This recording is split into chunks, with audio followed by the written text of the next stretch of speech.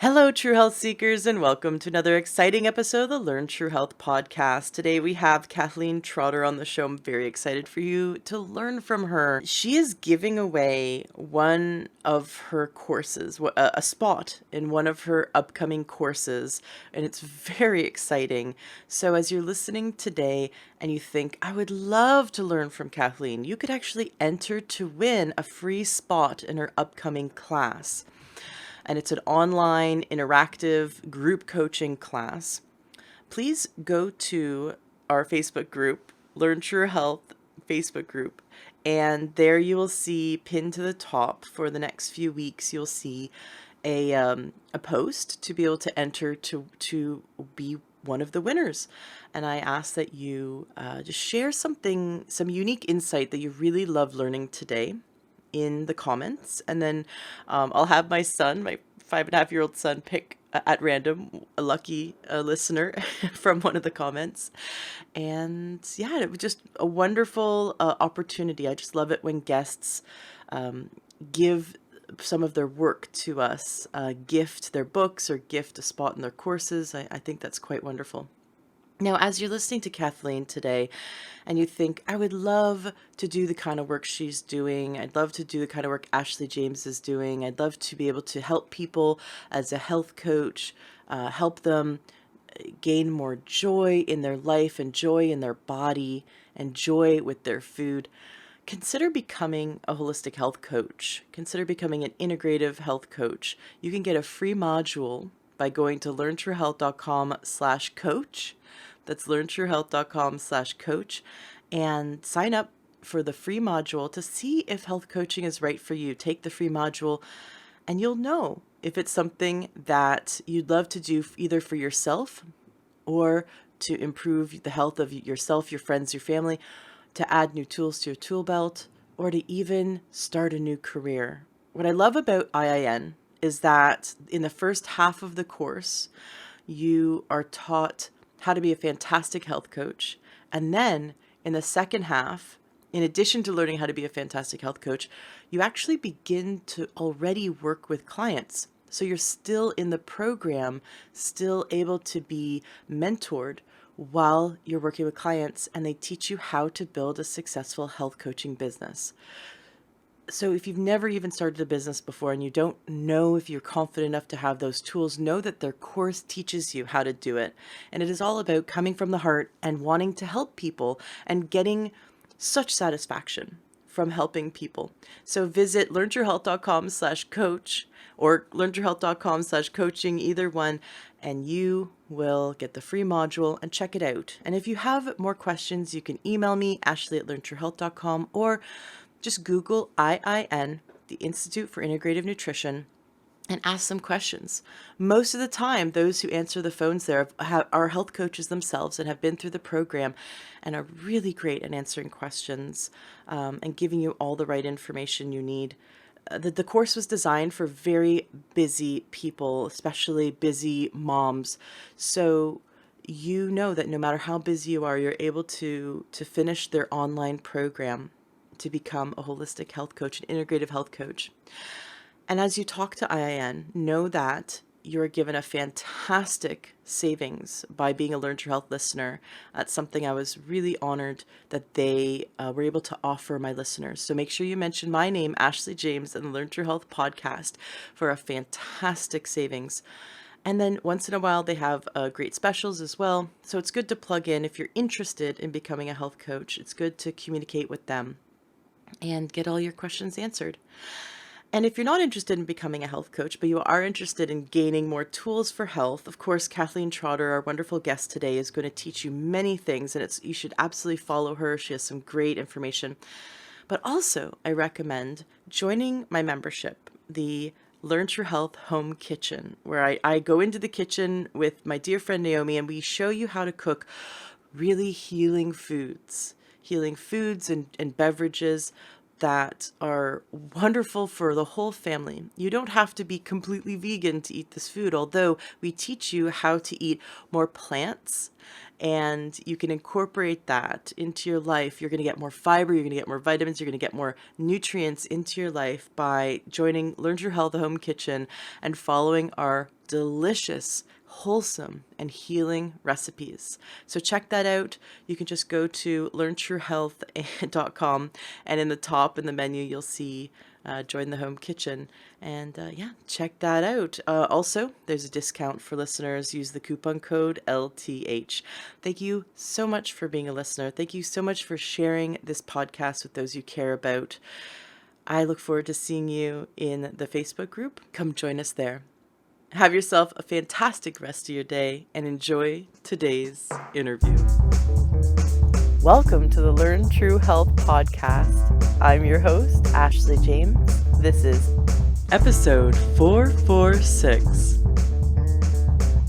I am so excited for today's guest. We have Kathleen Trotter on the show.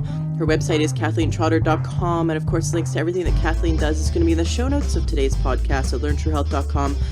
Kathleen has a master's in exercise science, and she's a life and nutrition coach, which is really exciting because you encompass behavior and change and looking at the person's whole life when it comes to helping them do the best exercise routines for them. Now, you also have interesting specialties in the fascial work and I just love it. I look down your bio and I love all the different trainings that you've been through. You've been doing this for over 20 years. You've written 2 books. Well, I love it, really. And it changed my life, health and wellness. So I want it to change other people's. I have this thing about the health discourse, and it's too much framed on making people feel about themselves. It's about how you should be somebody else. And it's like, no, you should be yourself, thrive in your lane, but just be the strongest, most energetic, the healthiest version of you that you can be.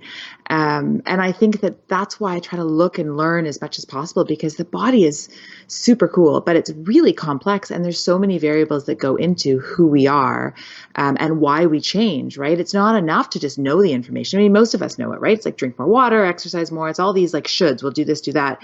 And too often we should all over ourselves without actually being like, well, what do I want to do? What would make me happy? What's realistic, right? Like it might not be realistic to run every day for you because of injuries or time. And, the benefits of the best workout or best nutrition program are moot if you can't actually make yourself do it. So yeah, it's about thriving in your own lane and figuring out what's right for you. But in order to do that, you kind of have to know yourself enough to know, do I like having a shake in the morning, or would I rather have eggs, or is it too crazy in the morning to have eggs at all? And should I be having, little egg cups that I make on a Sunday? That sounds like a silly example, but that in itself can be the difference between making a sustainable change about your healthy breakfast or not. Like if you say, well, every morning I'm going to have eggs, and then every morning you wake up and you're like, oh man, I got 5 kids to get to school and they need breakfast and they hate eggs, and well, it's just not going to happen. So you got to do you, know you, and it's consistency and realistic expectations. And before we hit record, we were talking about how the motivation to make health changes, or the motivation to create a new fitness program is, it's short-lived. Like we oftentimes will come from a place of emotion, right? Feeling guilty, feeling like we should do this. Then all of a sudden feeling inspired. The shitting all over yourself is the worst. Yeah. Right. But like we could maybe watch a TV show about health and all of a sudden feel inspired. And I remember so many times watching like The Biggest Loser, right? Or the finale of The Biggest Loser, and seeing these really buff chicks. And I'm like, okay, I'm getting to the gym tomorrow. And when you look at the statistics of gym memberships, there's a huge spike in January. And then by March, they're cut in like half, and the attendance goes down and down and down and down. And then it goes back up right after the holidays. And so we see that there's difficulties we have in forming healthy habits as a society. around Yeah, fitness, but also the idea of what is fitness. Is it like heavily sweating in the gym on a treadmill, and is that really right for everyone? And so you understand how the body works and what's best for unique people, right? We all need different things. absolutely. And so Yeah, that's one of the things you specialize in, is teaching people how they can create a fitness routine that brings them joy, that makes them want to get up and do it every day, but also would be the healthiest thing for them. I can't tell you how many times I injured myself pushing myself in the gym because it wasn't really the right training for my body. absolutely. Yeah. Well, let me go back to where you started because there's so many amazing concepts that you just threw out, which are awesome. But let's unpack it a bit. So motivation has to be thought of as akin to an emotion, right? Which means emotions come and go. You get angry, you get sad. The half life of an emotion is a couple seconds and then it's gone. It's very fast. Um, So what you want to do is, if you are in that motivated state, you watch The Biggest Loser or it's January 1st, that's great. Use that, but use it to create systems for the future you that is going to be sad, that is going to be frustrated, that is going to be angry.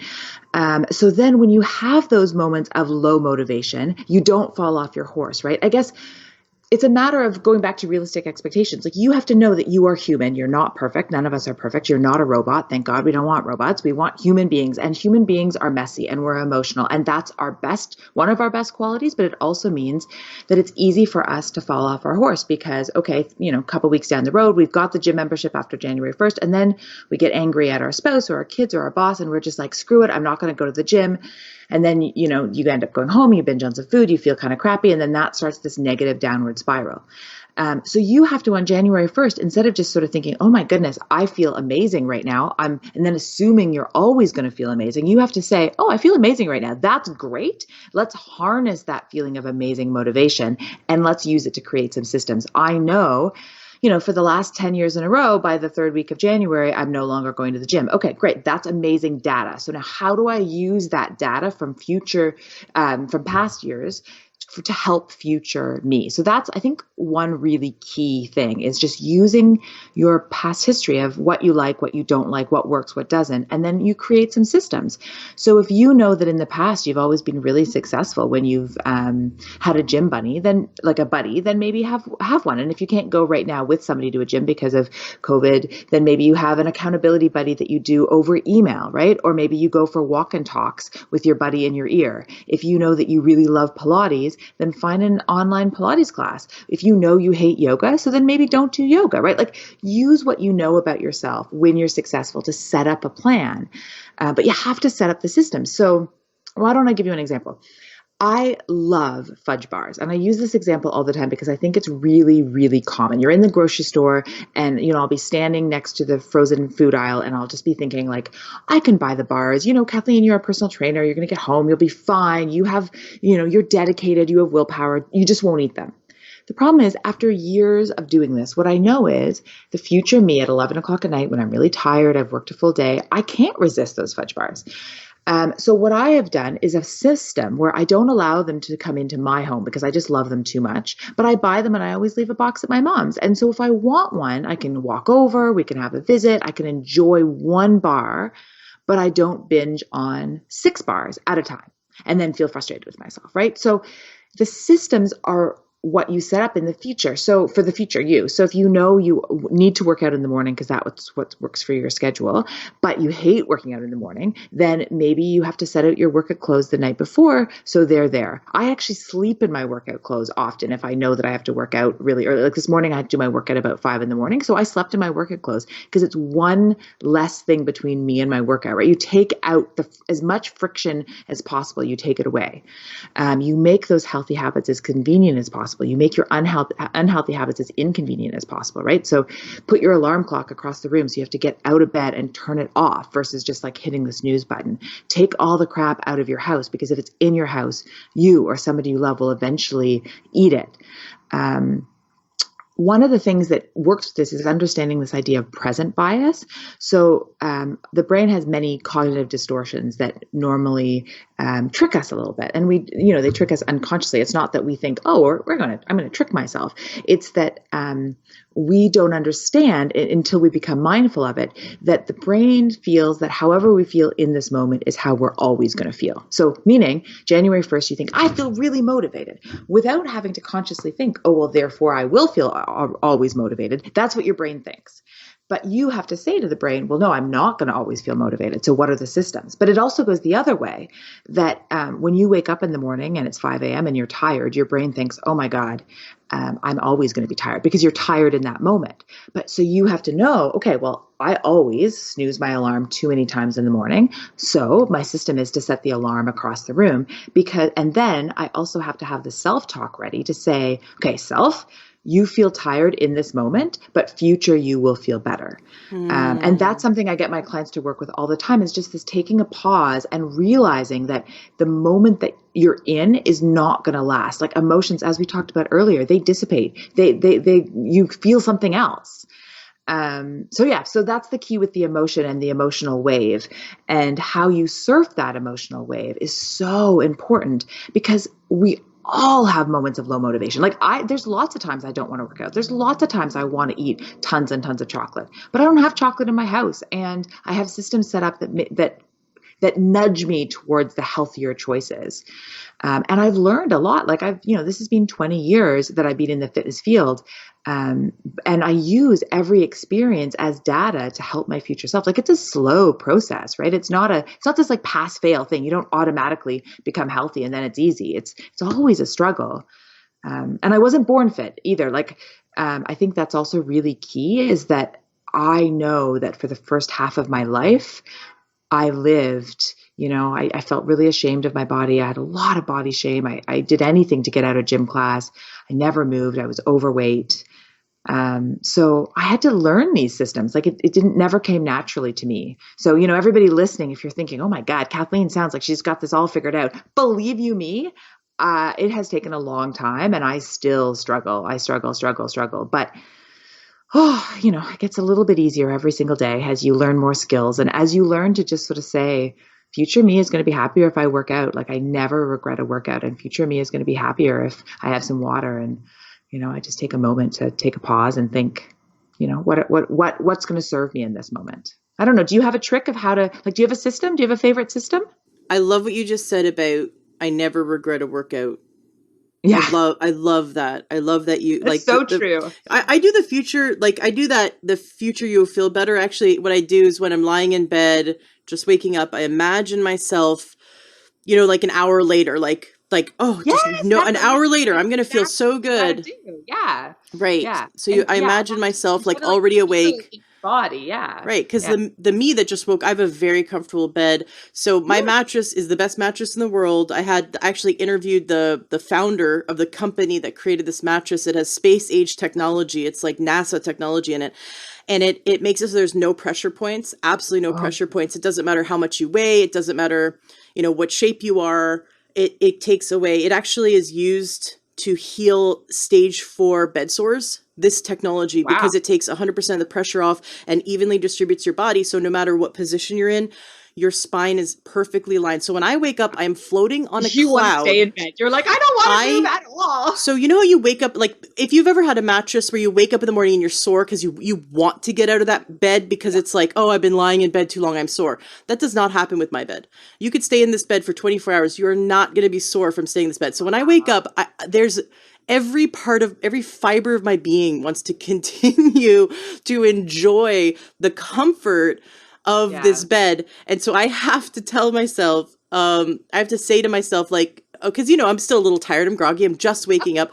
But you know what? Since I've done so many things for my health over the years, I have more and more and more energy in the morning, which really helps getting up. So going to bed early, not eating late at night, even doing a bit of intermittent fasting where I push supper back to 5 or 6 p.m. and then no snacking afterwards. So you go to bed on an empty stomach, drink enough water. So drink 120 ounces of water a day, but finish that 120 ounces by about 6 p.m. so that you have enough time to pee before bed, but go to bed at 10 because the circadian rhythm gets totally thrown off, and we have a huge cortisol spike, and therefore insulin is then affected. Then we have blood sugar imbalance if we stay up past 10 p.m. Doesn't matter what time zone you're in, something magical about 10 p.m. has cortisol spike if we continue to stay up past 10.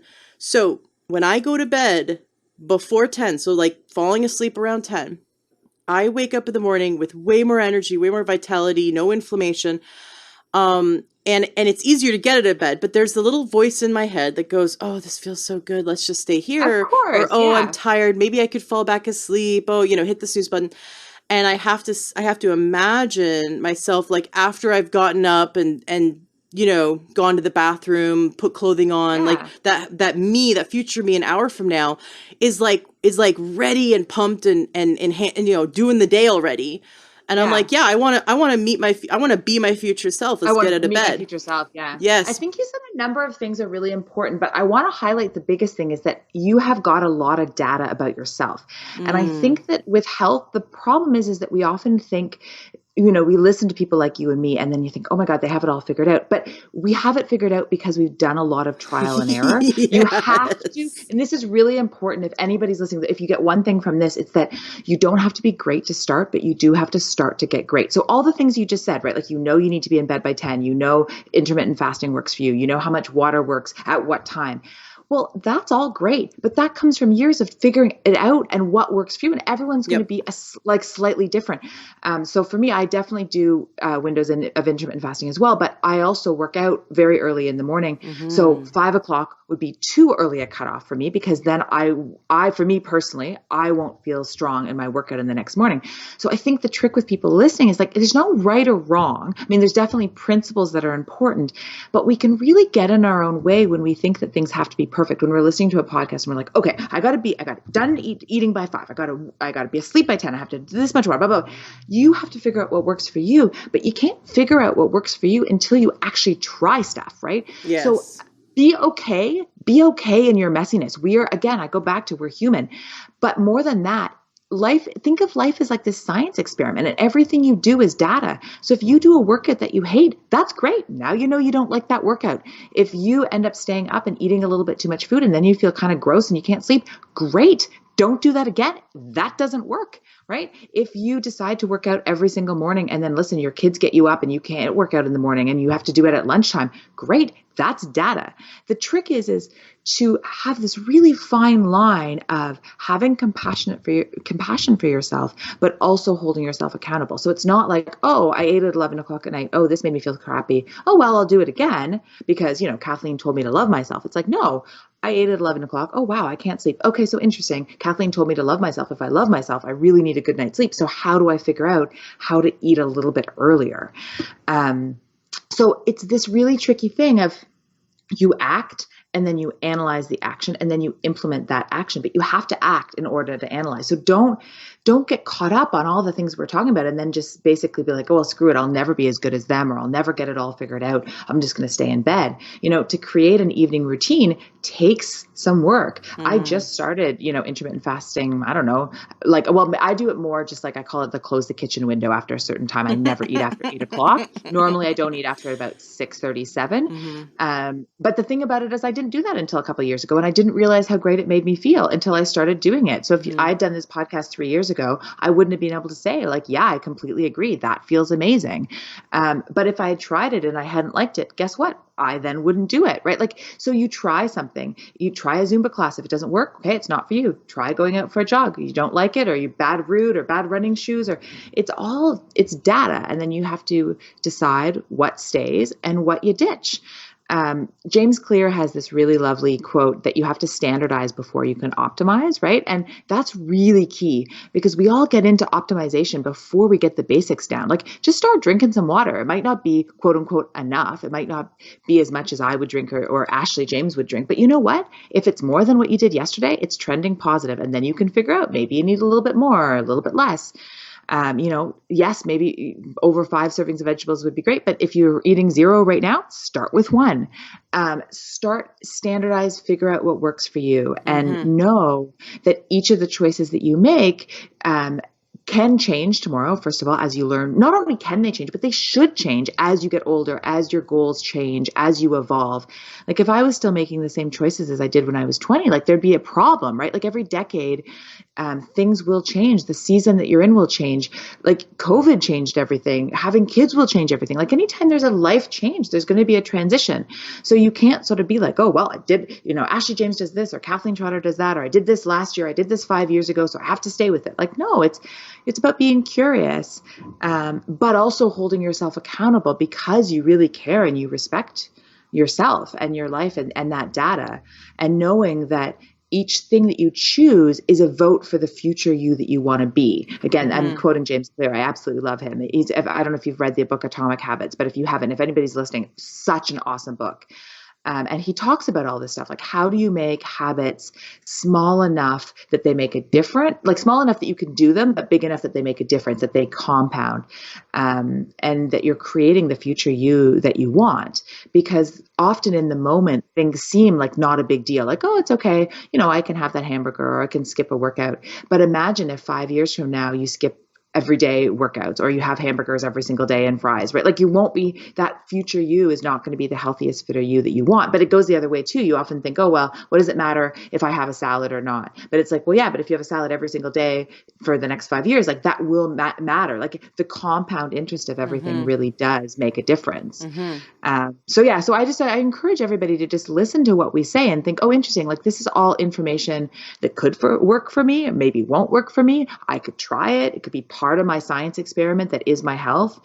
And most of the time there's really good principles that underlie all the actual information. Like what's that Aristotle quote? It's the mark of an educated man for the person who can sort of entertain an idea without believing it or without taking it as certainty or something. You look it up. It's a great quote. But basically what it says is like, listen to everything and decide what works for you, and try to figure out the underlying principles behind it. So like Weight Watchers, for example, uses, you count your points. Well, you might say, well, I'm not somebody who wants to count points, or I'd rather count calories, or I'd rather count macros, or whatever. All of that is good, but it's all just an example of doing the same thing, which is becoming aware of what you put in your mouth, right? So the principle of basically every single way of eating is know what you're putting in your body, and then how you do it will depend on what works for you. And, if you're somebody who's really in love with having a community, then maybe you're like, oh, well, Weight Watchers is for me because that's what I want. But if you're somebody who's, not, maybe you do food delivery service, or maybe you're more into, I don't know, vegan or vegetarianism or whatever it is. But either way, no matter what you do, whatever food system you do, you have to be aware of what you put in your body. So yeah, I'm a big believer in starting to just really see the principles behind actions and using everything as data for your future, for the recipe of success that will work for you. Yes. There's a lot that I really like about Weight Watchers because they're not telling you what to eat. You could be vegan, you could be whole food, plant-based. I mean, I don't think you could do keto very well on Weight Watchers, but there's many healthy ways of eating that you could do. But I love that there's a system. I love that they really focus on more fiber. We are not getting enough fiber as a society. On average, North Americans eat 15 grams of fiber. I don't know about those in Mexico, but I know Canadians and those in the United States and other countries that eat very similar sort of American diets, you get about 15 grams of fiber a day, which is horrible. We want to aim towards closer to 50 grams of fiber. You have to be incredibly intentional to get to 50 grams of fiber. But if you're doing things like, I love this advice, grab a variety of vegetables. Choose. So you're always doing different ones. And multicolored, different. Yes. Yeah. And as you're prepping them, so you're chopping them up, take a handful, put them aside, and eat whatever you're chopping up. You're going to eat a few handfuls of raw while you're cooking, and then steam every day 2 pounds of vegetables and snack on them. Have them with your meals, have them as a snack, while you're cooking other stuff, have it on the go. Do it al dente, so it's not like soggy vegetables. And then you can there's all kinds of great healthy sauces you can make that's I love spicy things. So I can put spicy sauces on it, but there's all kinds of you can drizzle different balsamics, which can taste absolutely amazing, or mustard or whatever.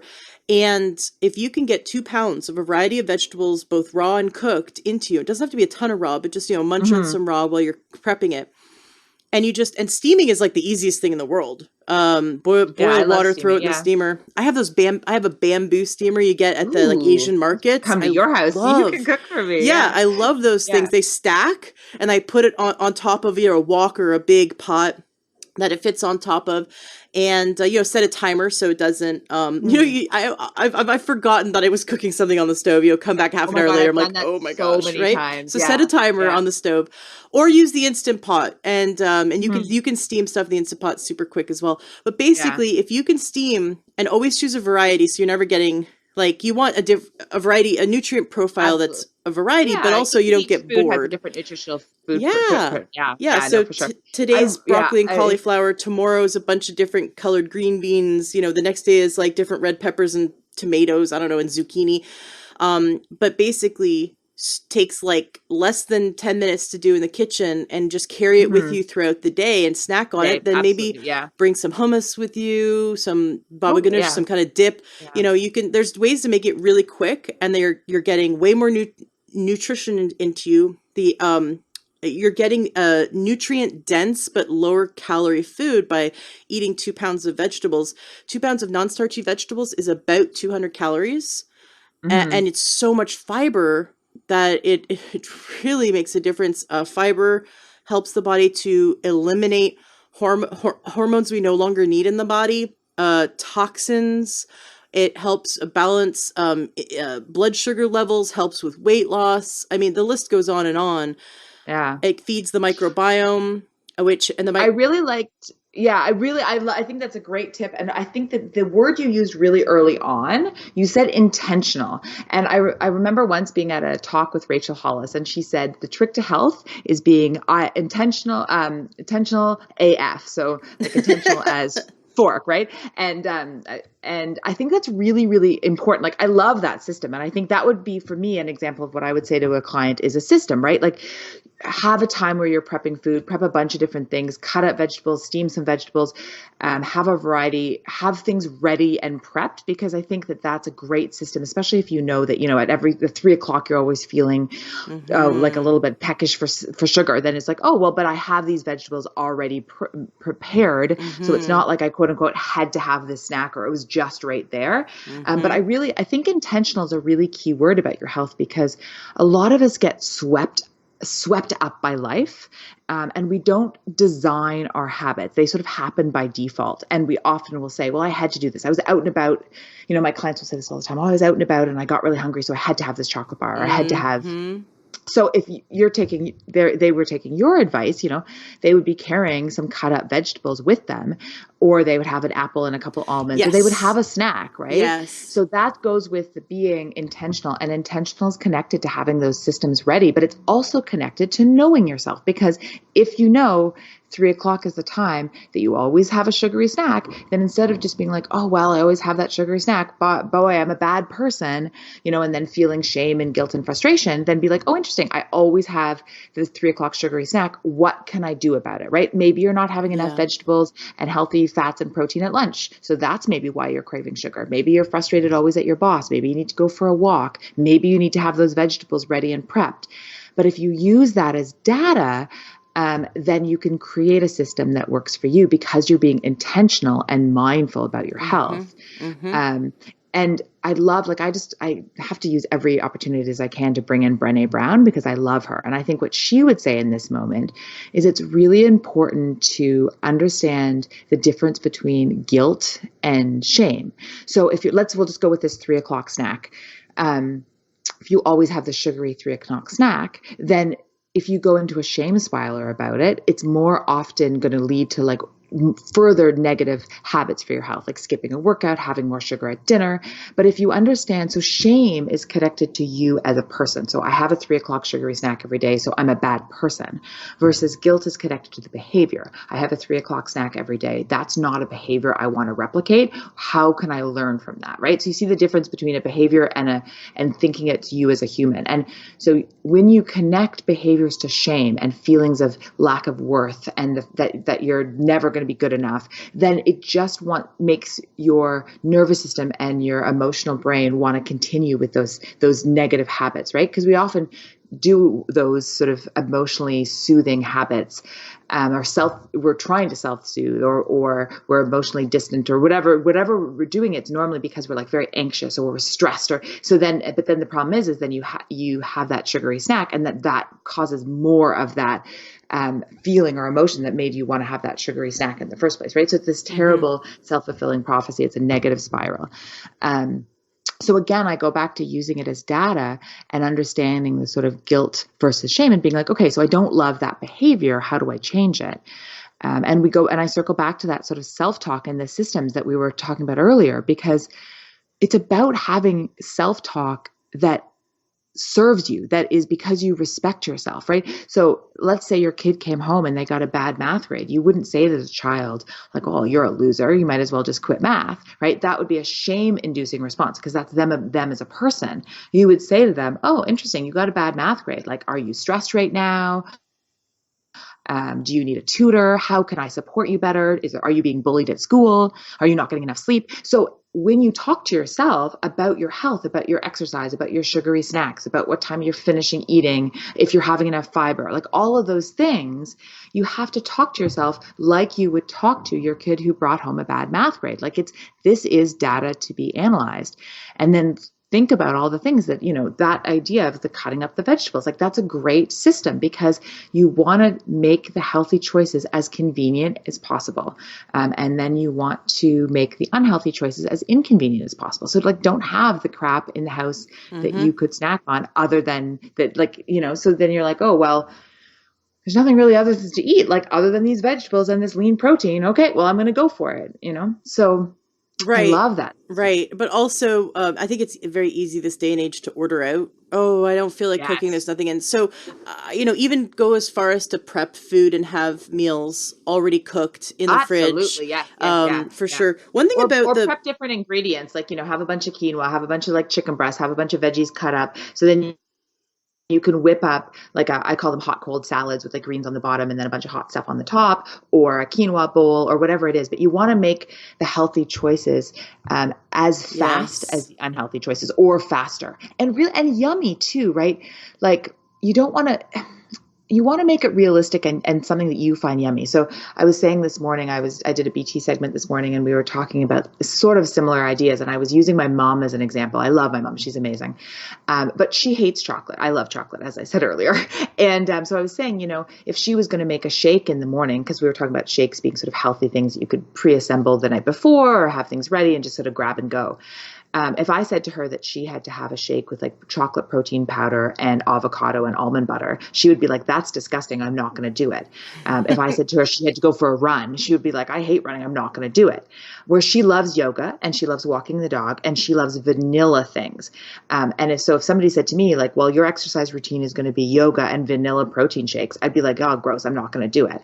So part of it is like knowing what you love and what you will actually do on it, or at least it doesn't have to be what you love, but at least what you don't despise, so that you can do it on a consistent basis, right? So it has to be convenient, but it has to be things like what you do once in a while doesn't matter. It's what you do at most of the time that's much more important. So figure out what you can do consistently. Yes, that's a great point to bring up. So in my intake form for my clients, I have a question. What percentage of food do you eat out, or what percentage of food is not home cooked, right? What percentage of food is home cooked or not home cooked? So either way. And, at first my clients will say, like, oh, 80% of my food is home cooked or whatever. It's like a high number. And then, about a week in, they'll say, you know what, I really I've spent the last week thinking about that question.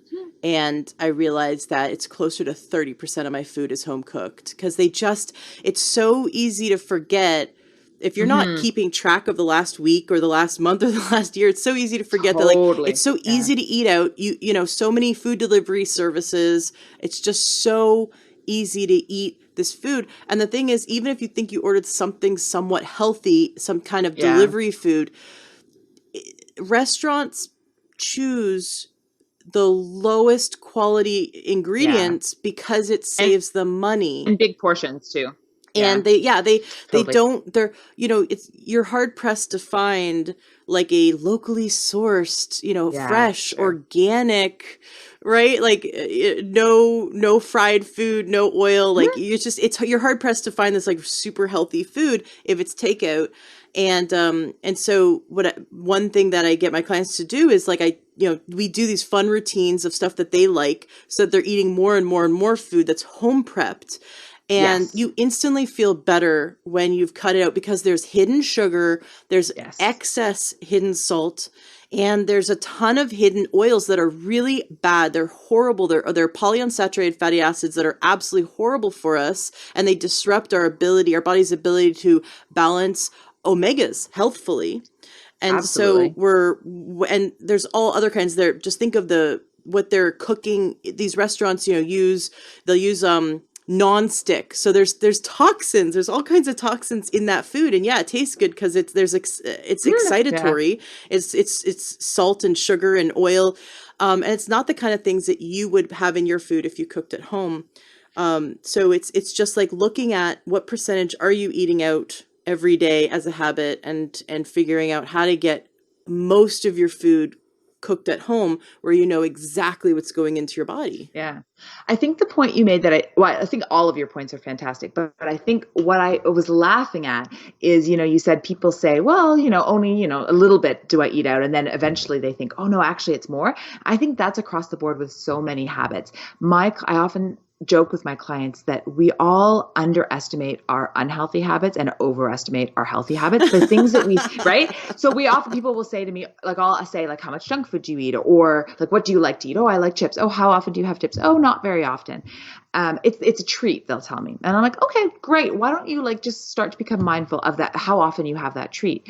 And what's funny is what most of us learn to appreciate is that what we think are treats are actually much more norms. And I'm all for having a treat once in a while. I think that savoring something that you love is really important. I call it my love it rule, right? So you want to make sure that you have moderate amounts of things that you love, but you don't have, mindlessly eat a bunch of crap that's not good for you. But I think that the problem is that people end up thinking that they're doing is like a once in a while love it rule treat. And really it's like daily. So it's not a treat. That's actually just like a normal thing. Mm-hmm. So that's, again, it goes back to that understanding the principles of healthy eating. And I think one of the principles is just basically the key principles is just awareness, right? I love the quote, like, with awareness brings choice. And so you can't choose healthier habits or to change anything if you don't know what you're doing in this moment. So, keeping a food journal is great for a couple of weeks just to see, like, what are the things that are actually treats versus what are the things I'm doing on a daily basis that aren't serving me. And then you can Mm-hmm. decide, like, because as I said, like, I love these fudge bars. They're terrible for me. They're full of absolute crap. But like twice a year in the summer, if I want to go and sit with my mom outside on the porch and have one, like, I'm fine with that. But I'm not fine with having like 6 of them a week because they're both bad for my body. And then when you overeat, they're also then bad for, I don't know if you want to call it your soul or your emotional being or whatever. So, if you're going to have something that's not good for your body, at least you want to savor it and have it only, a couple times a year. And it should be something that you absolutely like love. So that's something I Mm-hmm. really talk about with my clients, of just this choice value of taking a moment and pausing and just deciding, like, is this worth it? What nutrition is this getting for me? What is this doing for my body?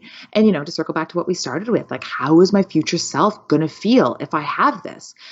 Because often in the moment we want things, but often the things that we want in the moment are not the things that serve us long term.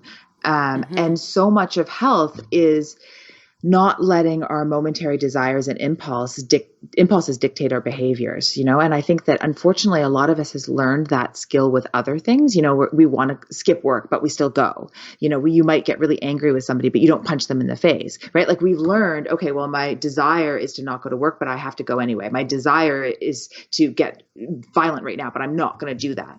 But for some reason, a lot of us with our health, we haven't figured out how to not let our impulses and desires dictate our behaviors as much. I mean, some of us have, and that's hard. But I think that that's where the awareness comes in, because you can say like, oh, interesting. Every time I get mad at somebody, I want to eat a cookie. Okay, so is the cookie worth it? Is it going to make me happy? Or if I'm angry at that person, should I just have a conversation with the person that I'm angry with? Or maybe they shouldn't be my friend. Or maybe we need to set better boundaries, right? Like, I like to tell my clients, like, all emotions are data, but they're not directives. Like, you can feel something, you can use it as data, but that doesn't mean you have to do the thing that you want to do or act the way that you have always acted. Like, maybe when you're sad, as opposed to binging on food that you're going to feel really crappy about later, you have a bath, or you phone a friend, or you meditate. But still acknowledge, like, honoring the emotion that you're in. And then sort of going from there. So it's, I don't know. I think it all comes back to an awareness and being able to figure out, like, what are my norms versus what are my treats, and knowing yourself. And I think that what you just said about the not ordering in and cooking, part of why it's so important to cook is that actually takes a lot more intentionality and a lot more of awareness. Like, it's really easy sort of in your sort of not aware self to kind of comb the internet and be like, okay, well, Uber is going to deliver me this, this, and this. And sort of, it's in like a haze of sort of emotion. Whereas if you have to cook it at home, like, you have had to think about, like, what am I going to buy? What groceries like, you have to plan your week. Am I going to cook this salad, or am I going to cook chicken, or like, so there's a lot of more thought that goes into, like, what am I bringing into my house? Is it a good quality olive oil? Is it an avocado oil? What vegetables? Where did I buy it? Is it from a local farmer? Right? It's slightly harder to be super emotional about it if you're planning in advance all of your food. Right. Well, you can't do some kind of instant gratification too if you're planning it out. Exactly. That's what I'm saying. Right, Yeah, you're right. taking away some of that desire. Yeah. Now, I mean, if you bring crap into the house, you can still at 11 o'clock at night binge on it. So that's where we go back to making unhealthy habits as hard, like, as much traction between you, as much tension between you and those habits as possible. So Right. I just don't bring crap into the house that I don't want to eat. Right. Yeah, for me, this started a long time ago. I don't bring alcohol into the house, and I don't bring sugar into the house.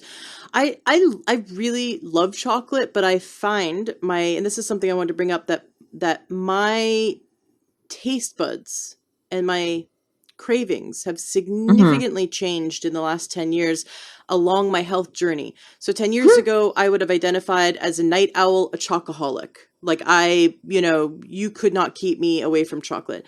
Now, I really can take it or leave it, but I have a brand, it's called Lily, and I get the vegan dark chocolate sweetened with stevia, 2 bars a month. And I don't even eat the whole bar. Like, before, 10 years ago, whatever bar I'd get, I'd have to finish.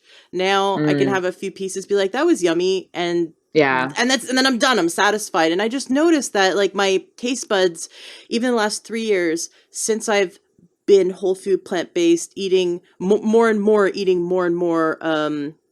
whole ingredients, variety of fruits and vegetables, nuts, seeds, legumes, and gluten-free grains. I just noticed that my taste buds have changed. Absolutely. Yeah. You trended differently. Like, you're just slowly changing into it. Yeah, no, for sure. Things that used to excite me, like recently I ate something that I used to love 10 years ago, and I'm like, this doesn't even taste good anymore. This doesn't even, like, it doesn't get me. I don't know. I used to get all excited about it, and I'm like, you know what? Like, I can get really excited about a huge salad with like 20 different vegetables. Yeah, vegetables are. I start salivating. If you say the word kale, I have a Pavlovian response. Whereas, like Brussels sprouts roasted. Oh my god, right? Are they roasted not Brussels sprouts are amazing. Or any kind of hummus, any kind of like hummus and carrots or anything kind of crunchy. These foods are fantastic and delicious, but the past me from 10 years ago is like, what are you doing? This is disgusting, right? And the me now is like, I love this. And totally, I think, like, even if you don't love vegetables now, like, just try them on and find the ones that you do love, and your taste buds will change. And there's evidence to show that your microbiome is what causes us to have cravings. And because the microbiome hijacks, it actually makes like neurochemicals that hijacks our brain. So when we have an overgrowth of candida, for example, an overgrowth of a bacteria that is more negative, that's not more harmful for the body, it will tell us to crave things that are really harmful. And if we choose to eat healthier foods for a long period of time, we end up culturing a microbiome that then tells us we love those foods.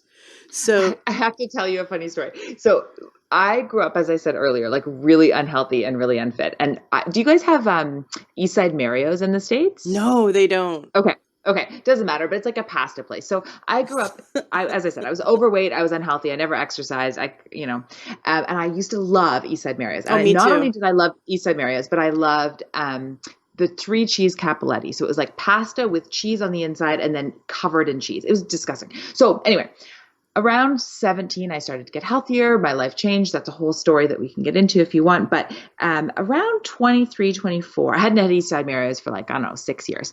And I was running a half marathon. I was running with my friend. And I'll never forget, like we went through a hard time in the race and I was like, oh my God, I'm going to die. And she said, if you just get through this, you can have any meal you want. I was like, okay, we're going to go to East Side Mario's. She was like, fine, whatever. So that got me through the race. This idea of like, I'm going to eat East Side Mario's. It's going to be amazing. So we get into East Side Mario's and I order my food and I'm like so excited and the food comes. And it was so gross. And not only did it taste bad, like it literally, I did not, like, as you said, this is just exactly what you're saying, the taste buds. Like, so not only did I not enjoy eating it, because I Yep. hadn't had pasta or like cheese, like none of that crap was I eating. But it made me so physically ill. Like it was so Yes. gross.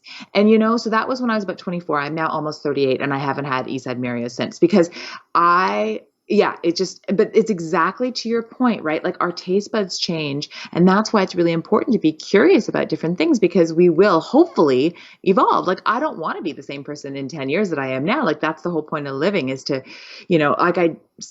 there must be foods like I know 10 years ago, I wouldn't have told you that I love sauerkraut, but oh boy, do I love sauerkraut now, right? Like there's so Oh, many foods that are yes. like, it's so good. Fermented But you foods. have to be curious. Yeah, so good. And so good for your gut and all this stuff. But, Hmm. at the age of 15, I would have told you that what I liked was Orange Crush, East Side Mario's, and like as much chocolate and like sugary, like penny candy as you could. We'd go to 7-Eleven and, you'd get these like Big Feet and all that kind of stuff. Oh Now, my if you tried to give gosh. me that, I literally would want, like, just thinking about that stuff kind of makes me vomit. Yes.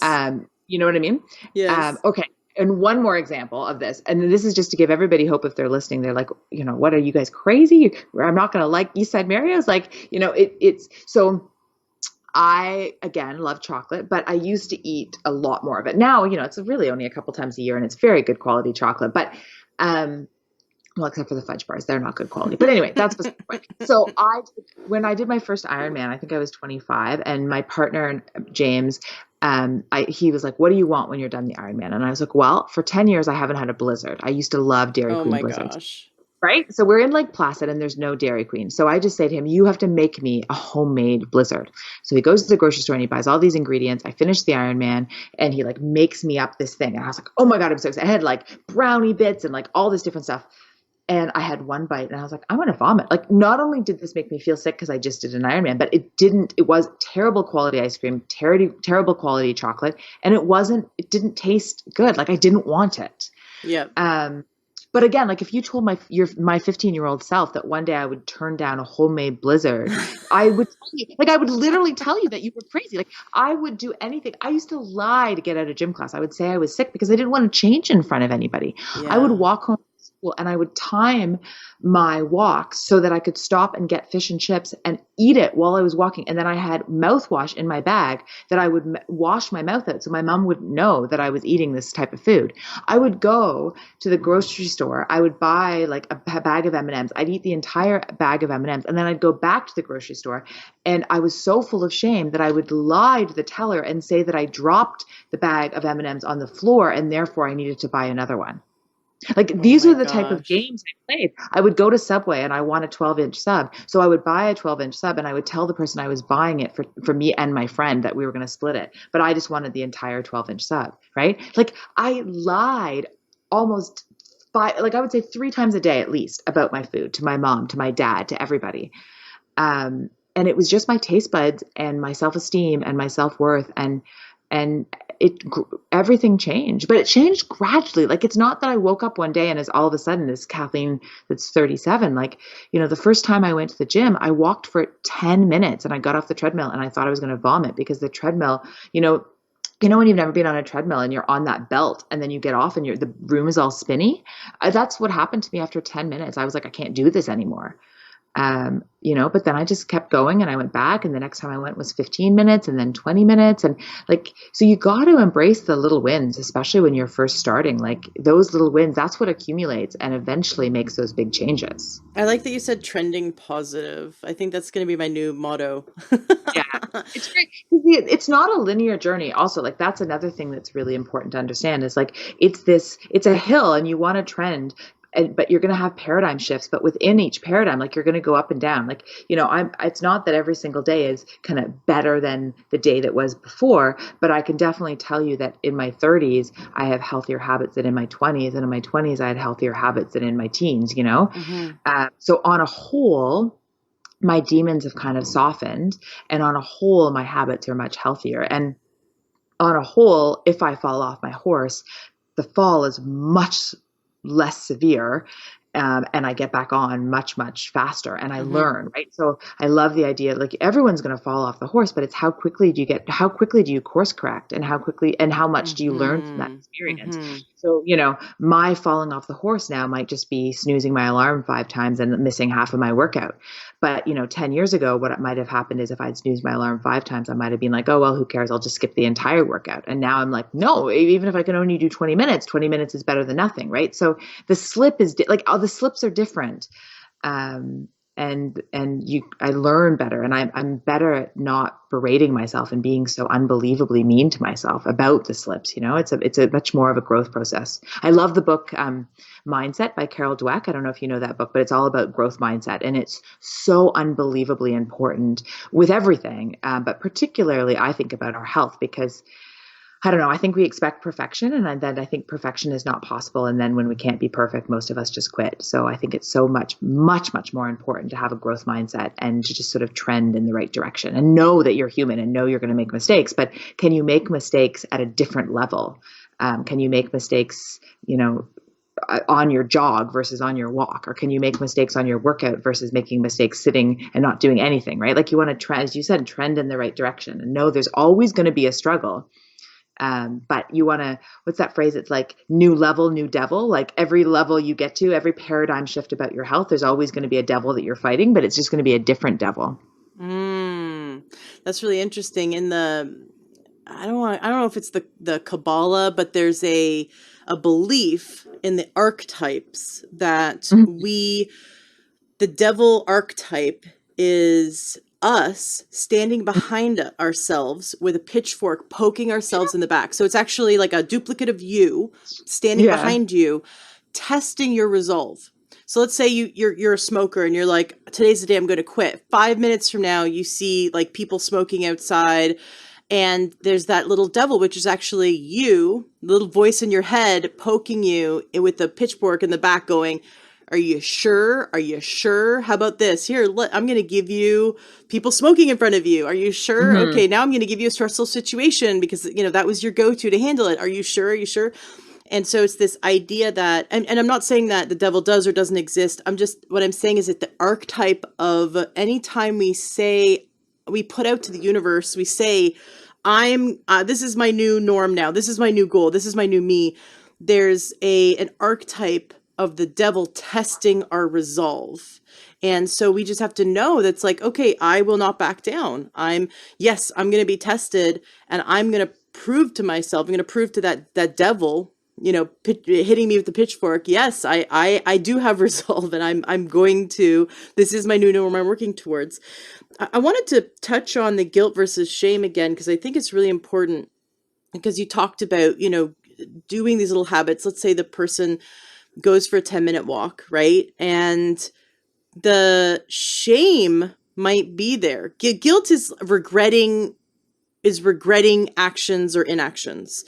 And so guilt is the behavior. So you can feel like, oh, I wish I'd done 20 minutes versus 10, or, I wish I didn't go faster. It's like, it's on the behavior. But as soon as you put it to, well, I'm the type of person who's lazy, or I'm a failure, or, Yes. that's what's problematic. Like the shame, it's one thing to acknowledge behaviors. I'm huge into growth and being, as I said, that balance between sort of compassion and striving. Like I definitely believe in goals and striving, but you want to make sure that you have compassion, and compassion and shame do not go hand in hand. Yes, yeah. So shame, which is really interesting, is I've had this woman on the show a few times. She's an expert in magnesium. Um, led this group of women through a course, like a big group of women through a course on healing their bodies, and especially healing like adrenal fatigue. And what she Mm-hmm. noticed is every single woman, except for about 6 of them, got 100% results. And so she was like, what's going on? And she said, okay, she took the 6 women, or like this handful of women that didn't, it was like maybe 100 women that did this, and maybe 6 of them didn't get results. It was a big number of people that got results. And so she sat with them and said, we're going to work through, we're going to figure out why is it that so many of this group, of the women in this group, got such great results, but you guys didn't.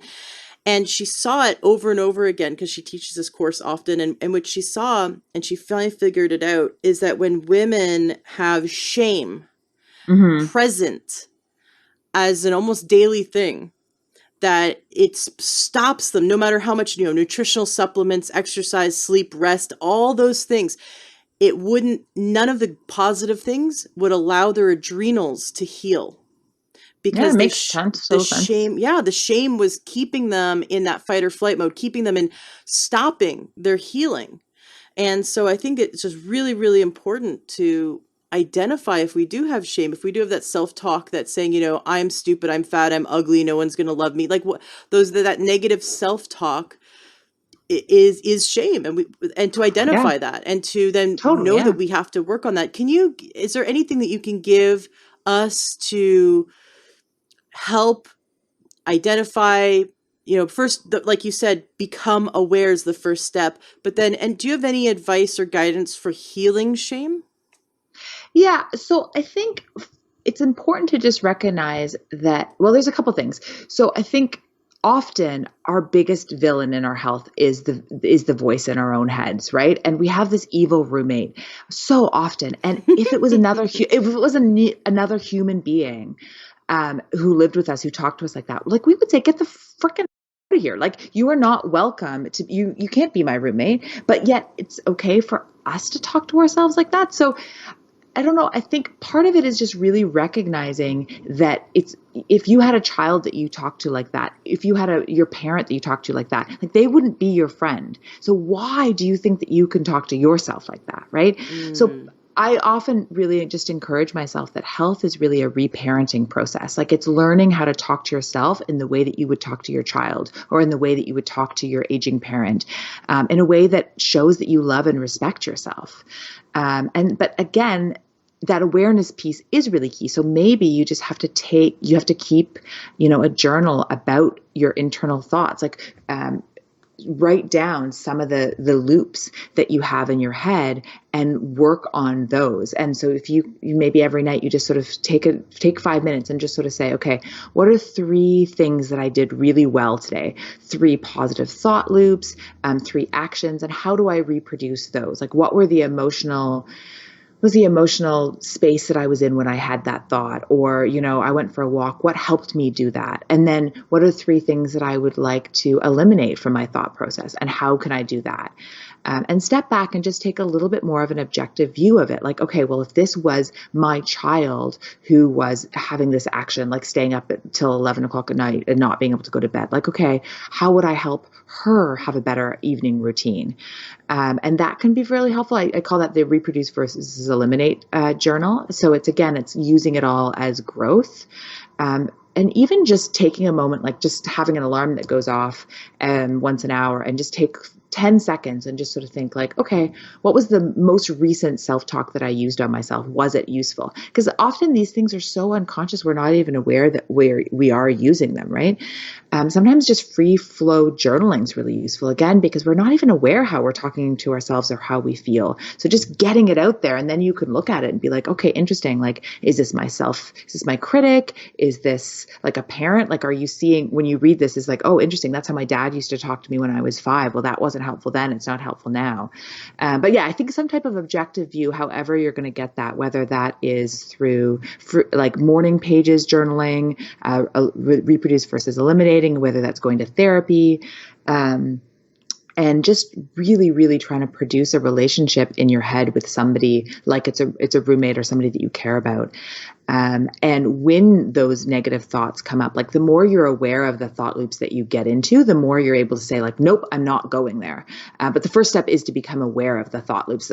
Like, honestly, most people, when I start to train them, they will say things and they don't even realize that they're shaming themselves or shoulding themselves, right? Like, oh, I should have done this and I didn't, and I should have, they'd go for a walk, and instead of being like, oh, I'm so proud of myself, like I went for a walk, they'll be like, oh, I only went for a walk. And it's like, well, that's great. It's better than doing nothing. And then, so now use that walk as a jumping off point for more positive health habits, right?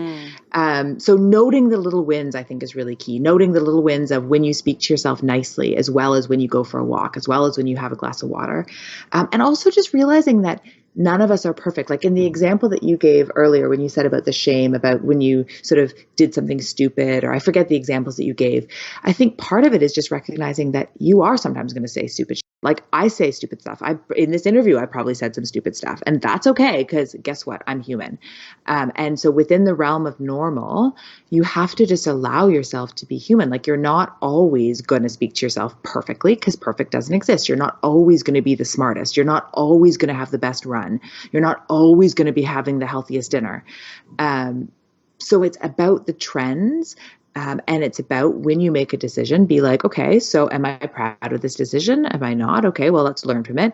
And knowing that, like, you can't be perfect all the time, and you can't. I remember listening to this podcast once. It was actually about parenting, and this woman was saying, well, I just the interviewer was saying, well, I just tell my kids, like, just always do your best. And the woman was being interviewed. Her name is Kristen Neff, and she writes a lot on self-compassion. And she said, I just want to hold you there. And she said, I actually think that it's not about teaching your kids to always do your best, because that's just going to put them in the hospital. Like, they can't always do their best. It's about teaching your kids when it's important to do their best and when it's important to just go to bed, or when it's important to just read a book and chill. And I think that that's sort of, it sounds like a weird connection to the question about shame and guilt, but I actually think it's really important. It's like, you can't always do your best, because then you will get adrenal fatigue, right? Like, that's what causes, it's like, oh my God, if I'm not perfect, I'm going to die. Oh my God. Right. But that's a thought loop that so many of us women get into. But listen, you can do anything, but not everything. You have to choose, what are the battles that are worth battling? What are the hills that are worth, the dying on? What are the things you're going to do your best on, and what are the things that you're just going to say, that's not that important to me, goodbye. Like, I'm setting my boundary. I'm going to say no to this, because a no to that is a yes to something that I do care about. And so I think a lot of getting rid of shame is just getting rid of this idea that you have to be perfect and you have to do it all. Like, you can't do it all. You can't be perfect, and nobody is perfect. They might pretend to be perfect on social media, but let me tell you, nobody's perfect, because we're all human, and we're messy human, right? Like, and that's what's great about being human, right? Like, we're just sort of this like hot mess. I totally celebrate being a hot mess. I'm like, Yeah. no one has it all together. No. And they would be freaking boring if they did. Yeah. But like, listen, that doesn't mean that I don't grow and learn. Like, yes. I don't know. What's a great example? About a month ago, I did my first Skype media segment for CTV, and I'd never done a Skype one before. Like, I'd done lots of podcasts, but never a video. And it, honestly, it wasn't that great. It wasn't terrible. But 10 years ago, oh my God, would I have berated myself? Kathleen, you were frenetic. I was a little bit too far away from the camera, so I was like yelling. I would have just been so mean to myself. And instead, what I said to myself was, you know what? I did do the best I could, but anytime you do anything new, you are never going to be great at it, because that's the nature of doing new things. They're hard. And now what can you learn from this? So I kind of watched it a number of times. I learned, I realized I needed to be sitting in a chair so I could get a better, like I could be closer to the Skype and I could get a better camera angle and all this stuff. And then I did the next one a week later, and it was 10 million times better. But it wouldn't have been better if I had caused myself, like if I had berated myself about that first segment and be like, oh, Kathleen, you're a loser. You're never going to be any good. The second segment would have probably been twice as bad because I would have been so nervous. I would have been like shaking in my boots. I would have felt like a loser. And instead, the second one was way better because I learned and I grew. And I don't know. I think the net is just like the first time you do anything, and this is circling back to, you don't have to be great to start, but you do have to start to get great. The standardizing before you can optimize. Like people listening, Brené Brown has a podcast, Unlocking Us, and her first episode ever was on FFTs, forking first times. And the point of the podcast is that anytime you've never done anything, you're going to be bad at it. It's going to be messy, and just embrace it. That's the only way you get better. So if you've never gone for a run, the first time you go for a run, it's going to suck. Embrace the suck. The first time, if you've never cooked a dish, it's probably going to not be that great. Who cares? Try it, learn, right? Like just be like, I've never done, I'm trying to think of workouts. Like, the first time I went to a CrossFit gym, oh my God, I was scared. Like, it was like, and I was like, I've never been here, but it was kind of fun and everyone was nice to me. And I sucked at a bunch of things, but it didn't matter. The first time I went for a run, I was terrible. The first race I ever did, I was terrible, but now I'm way better and I'm a better runner. And, CrossFit's not really my jam, but I go every once in a while. And when I go, I'm way better than the first time I went, so I don't know, persevere, learn, grow, be kind to yourself. But that doesn't mean let yourself off the hook. Like, I think people take this advice and they think, oh, wow, Kathleen says being nice to myself. That means, eating 17 cookies and watching 14 hours of Netflix and never working out because like, I love myself. And I'm like, well, no, if you love yourself, you respect yourself enough to like go for a walk and drink some water and get some sleep. And, so it's a really fine balance of striving, but with compassion. What I got from what you just said is when we stay in shame, we're stuck and we can't grow. Oh, I love that. Oh my God. I need to quote that to me. I'm going to quote you when you stay in shame, you're stuck and you can't grow. Yes, because shame keeps you in, I don't know if you know polyvagal theory, but it's a theory, like a nervous system theory, basically. And they would say that when you stay in shame, you don't get to go in what's in the ventral vagal system. So you're not in that sort of creative place where you can be their best self. That you're stuck in your sympathetic nervous system. But yeah, your nervous system is basically teaching your body to stay stuck because it's that paralyzed and it's messing with your hormones, and it's also and it doesn't put you in the mental space where you can grow. Well, and once you're in sympathetic nervous system response, you lose access to your frontal cortex. We actually shunt blood away from the logic centers of our brain, so we can't think critically, like you said, create creatively. We can't do three-dimensional problem solving. And it harms our digestion because we shunt blood away from our core. So absolutely. It's a whole bunch of bad stuff. Right. But identifying when there's shame, because here's the thing, like I've had clients who I'll say, okay, like I'll give them every week, I'll give them homework to decrease stress. I want to get them out of fight or flight mode, right? I want to get them out of that sympathetic mode.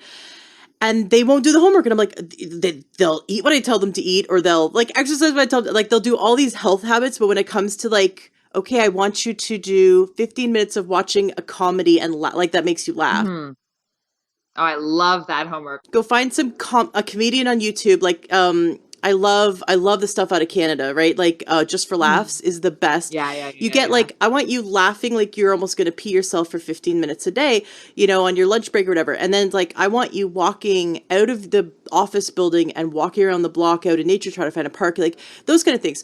And those are the hardest. So any de-stressor, any habit, or like I tell I've told several clients, like, okay, when you get home, the first thing I want you to do is put on amazing music and have a dance party with your kids. Like, fun. Right. And so it's like, what are fun activities that are going to like take you out of stress mode and bring back the, the feel good hormones, like a cuddle. I want you to hug your husband, oxytocin, hug your husband for like 3 minutes straight, like just get into cuddle mode. Right. So nice. And the funny thing is, these have been the hardest habits to get people to do. And I'm like, what's going on? Like, it's easier to get someone to eat kale than it is to like hug their husband or laugh. Like, what's going on? Like, you'd think it'd be easy.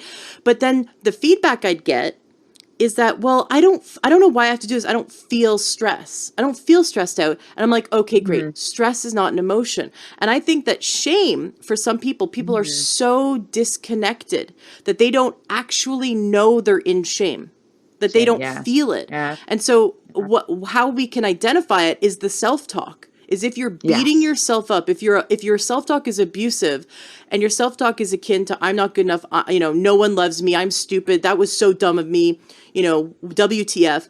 If your Yeah. self-talk is abrasive and tearing you down, and like an abusive spouse, basically like an abusive Yeah. partner, you are in shame. Yeah. So it's interesting. So you've been talking, you were saying about the sympathetic nervous system. I think that that's very interesting. But if you look at what the polyvagal theory would say, and I'm not saying this is right or wrong, I just think it's sort of interesting to noodle on. They said there's sort of three ways that you can be. So you can be ventral vagal, so that's like in that creative mode where you make best choices, you feel very content. Then there's that sympathetic, which you were talking about, and then they would also say there's what's called dorsivaggal, which is almost like, think about it as almost like comatose, like unable to make Mm. decisions. And I think what they would say is it's important to understand or start to note the self-talk. But they would also say it's really important to start noting your somatic experiences, right? So when you are in that dorsal vagal space, and I'm just learning about polyvagal. So if anybody's interested in this, like, don't take my word, like, go research it yourself. But I think I'm using it for myself. Like, I've been in therapy for 20 years and I've done a lot of talk therapy, and I'm just starting to look into more of the somatic therapy of starting to understand how different states feel in my tissues. And the idea of that dorsal vagal system is that you actually feel almost like paralyzed, like you feel you can't get that ignition energy to start doing anything. You feel sort of a lack, and you almost feel like a disconnect or a disassociation from what you're doing and your life. And again, like, all of your suggestions would still be very helpful no matter which of those two systems you're in. But that's just another route to get to this idea of, if you're feeling shame, or if you're feeling blocked, or if you're feeling stuck, start to feel how your body feels. Like, are you feeling almost like away from your body, disconnected, like that ostrich with the head in the sand, right? Because that could be showing you that you're almost so in shame, you're so in fear mode, that you've actually like left your body almost. And that makes it even harder to do any of those things. Because sometimes when you're in the sympathetic state, that stressful state, you actually have a lot of energy because you're like nervous energy. And that can be the time where you actually do things, like you go for a walk, you do for a run. It's not necessarily good for your adrenals, but it does, because you feel sort of more like, I have to do something. Oh my God, if I don't do something, it's like that anxious state versus that Yes. dorsal vagal, which is almost like comatose, I need to go to bed state. Anyway, that I just find that really interesting, but it all comes down to that there's a Derek Sivers quote. It's like, if knowledge was enough, we'd all have six-pack abs and be billionaires. And the truth is that everybody listening just needs to get on board with the knowledge of what to do with everything in life, but particularly to do with your health. That knowledge is not enough. Like, we know, drink more water, eat less processed foods, go to bed earlier. But if that was enough, we'd all be healthy, and health wouldn't be this $1 million, $billion industry, right? Like, Right. it's $1 billion industry because it's really freaking hard to do what we know how to do, because our emotions get in the way, our nervous system gets in the way, our history with our self-talk gets in the way, our history of how our parents talk to us gets in the way, how we were bullied with in school. If you were bullied over your body, or if you were laughed at playing sports, of course you don't want to go out and go for a run, because you might not consciously be thinking like, oh my God, I'm going to get bullied, but your nervous system has these memories of like, people are not nice to me when I go. I have a shame feeling when I go exercise, right? And part of exercising is retraining your nervous system. Like, the reason why I hated it for so many years was I was overweight. People teased me. I would try to do things. I'd try to do sports, and I sucked at them.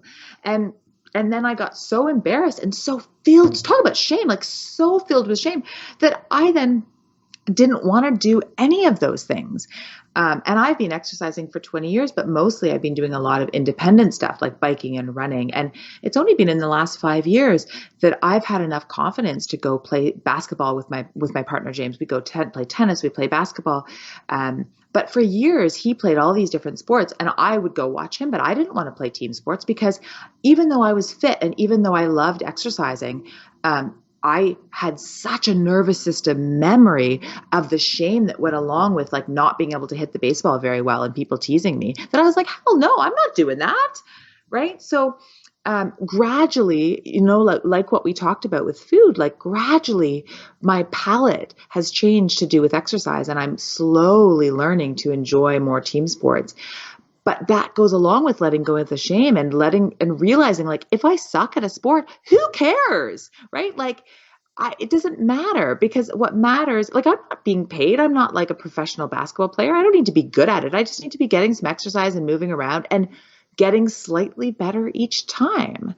And that shame response, it's not useful. It's not helpful. It doesn't make me happy. It doesn't make me the best version of myself. It keeps me stuck. It keeps me at like basically on the sidelines. And I don't want to be on the sidelines. Like, I want to be strong. I want to be empowered.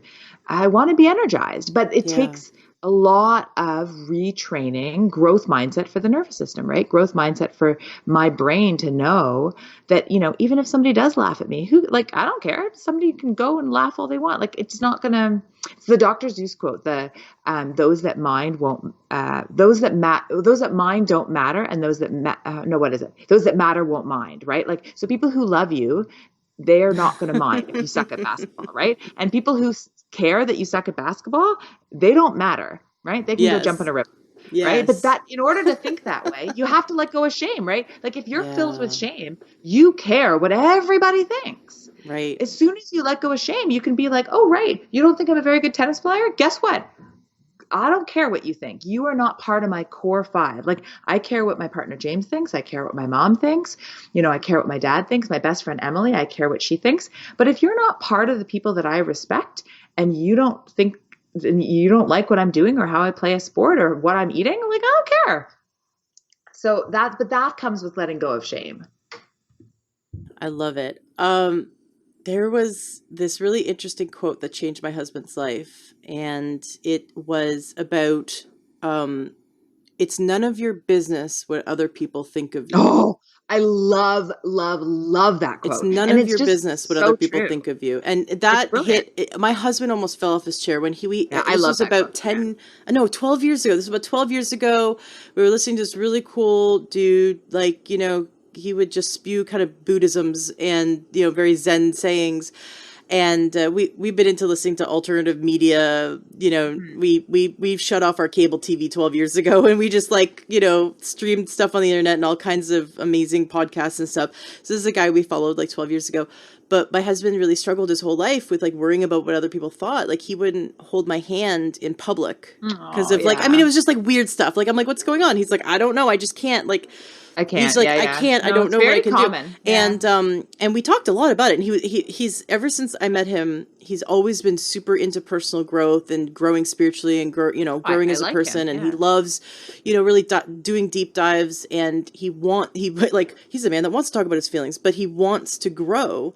And we're like, okay, what's going on? He's like, I'm stuck in this area. Like, what's going on? And then when he heard that, it gave him so much freedom, because Yeah. he really Yeah. got that he was so worried about what everyone else thought, but it's none of his business. Just like you walk Yeah. down the street, let's say you like see someone running funny and you judge them and you're like, haha, that person looks silly. Like, it's none of their business that you're thinking that about No, them. no, it's all on me. It's my It's problem, not, yeah. that's your Yeah. thoughts. Or you could be, I see someone walking, like running down the street, and I have really great thoughts for them. I'm like, good for them, like really good. But you know Yeah. what? Whatever your thoughts are, they're your They're private your private thoughts, thoughts. Yeah. No, yeah. And so Yeah. other people's private thoughts Are are their are none private of your thoughts. Yeah. business. Yeah. It And says much more about them than it says anything about you. Yeah. No, I agree. Yeah. But I would make a caveat on that though. Like, and I do love that quote and I've heard that quote, but I actually do think you kind of need a little asterisk beside it, because it's none of your business, what other people think. But here's the thing. I think that it is your business what your core five think. So I think so, right? Like, I don't actually think it is my business what my partner James thinks about me. Now, that doesn't oh, mean I have to sure. agree what he thinks about me, but I Right. do think that I think the thing about quotes and the thing about social media and the thing about, we like these really broad generalizations, and there is so much nuance in it. And, it's just like the idea of like, well, you shouldn't care about like, I don't know, that book, The Subtle Art of Not Giving a F. The whole premise of that book is we as human beings are programmed to care. We're programmed to problem solve. But the idea is that if you're going to care and you have to, and you're going to problem solve, you have to decide what problems are worth your time. And that's, I think, the same thing about that quote is like, we as human beings are programmed, like we're human, we're meaning making Tribal. machines. We're Yes. tribal. We're bred for connection. We're wired for connection, as Brené Brown would say. So I think you have to appreciate that you are going to care what people think. And the trick is that, and you should care. Like, I actually don't think that you can't be in a good relationship with somebody if you don't care what they think about you. But the trick is you need to care about what people think that you respect. So, I sort of decide on 5 or 10 people in my life. And those are the people that I'm like, oh, I wonder what James will think about this. And again, it's not that I necessarily think that what he thinks, I'm going to be like, oh, well, he says I shouldn't wear red. Well, I'm not going to wear red. Like, that's not what I mean. What I mean is like, if he says something, because I respect him, I'm going to at least entertain the thought. And then I can say, well, no, you're wrong. But I think it's a very important thing. I think it's really easy to be, oh, well, no one else's opinion of me matters. Well, I don't think we live in a vacuum. And so I don't actually think that that's true. And I don't think the key is to care about nothing. And I don't think the key is to sort of, I don't know. I just think it's trickier. And I think that life is a little bit more complicated than any of that. But again, it's about being intentional, right? It's like, who am I going to care what they think about me? And who am I going to interact with? And who gets my attention? I think this is coming back to shame. One of my teachers, Tad James of No Relation, he's a master trainer of neurolinguistic programming. And he says, if you lived on a planet where there's no one else, that you were the only person in the world ever, you would never experience shame. The shame exists because we live in a society with other people and because it's our judgments of ourselves in relationship to other people. The other people, yeah. And so that quote, it's none of your business what other people think of you, is directly about shameful thoughts and decisions that you've made about yourself. So that's what I mean. It's like if you're so worried about strangers observing you while you're exercising, right? It's like none of your business what they're thinking. You do you. Like go do your exercise. But if you catch yourself worrying about what other people think, and that's part of your shame spiral, then that's stuff to work on. Oh, absolutely. And I'm not disagreeing with any of that. I completely agree with that. I just think my point only was I just think that these things are a little bit nuanced. And I think that part of the intentionality of all this is deciding, like, who do you care what they think about you? Yeah. Who do you like, and who do you care about, right? Because so when I'm thinking about life and how to make my decisions in my day and what's important, like what do I say no to and what do I say yes to, it matters, like the idea of, well, you do you. Okay, well, again, that's great. And I love that quote. But I think that, yes, I do me, but I live in a world where I really care about James. I care about my mom. So I also have to take those, I don't have to do anything, but I decide that taking those people's feelings and emotions into account is really important. So I'm never going to do me at the expense of that, or at least I'm going to have a conversation with James, So I don't know. I just think it's all about awareness and intention, and nothing that I'm saying is discrediting. I think you're completely right. Like, shame is an internalization of, the criticism we've had as kids, from our peers, from our parents. All of that stuff is correct. I just think part of getting to be an adult is taking an inventory of what you care about. What do you want to say yes to? What do you want to say no to? Who do you care about? Who do you care what they think about you? What conversations do you want to have? What do you want to say a hell yes to? What do you want to say a hell no to? If it's really important that you get to bed by 10, like, for example, going back to you, okay, so that means saying no to a bunch of things, right? So that's great, but every yes is a no. But in order to know what to say yes to, you have to know what to say no to, right? Sounds like really healthy boundaries and figuring it out. Yeah. And then, like you said, not at the expense of others. But for some people, you use the example of doing team sports, right? Or doing exercise and other people are seeing you. You've sound like you have very healthy relationships, like with your partner and with your mom and your best friend, for example. Other It people, took years up there. other people don't have And that years and yet. years. Right. So other people don't have that yet, and they would never exercise in front of their partner or in front of their mom or have their mom come see them do team sports because they still have, things to work through. And so it's like, that's where, I say, okay, figure out how you can get physically fit in an environment that fills you with joy and not shame or fear. Absolutely. And maybe it's putting a Zumba. So Amazon Prime, free Zumba classes. There's so many great on Amazon Prime, just as an example, so many great free fitness classes. Put it on the TV, do it in your bedroom or do it in the living room when no one's around, but when you go out to do any kind of fitness and you notice that there are shameful judgments that you're having about yourself, it's like, is it because you're around people that those are toxic friends or toxic relationships? Is it because is it because it's the people you're around, or is it because it's you and you're just worried about what everyone thinks of you? It's stuff to work through. And like you said, awareness is the first step. Well, I think that this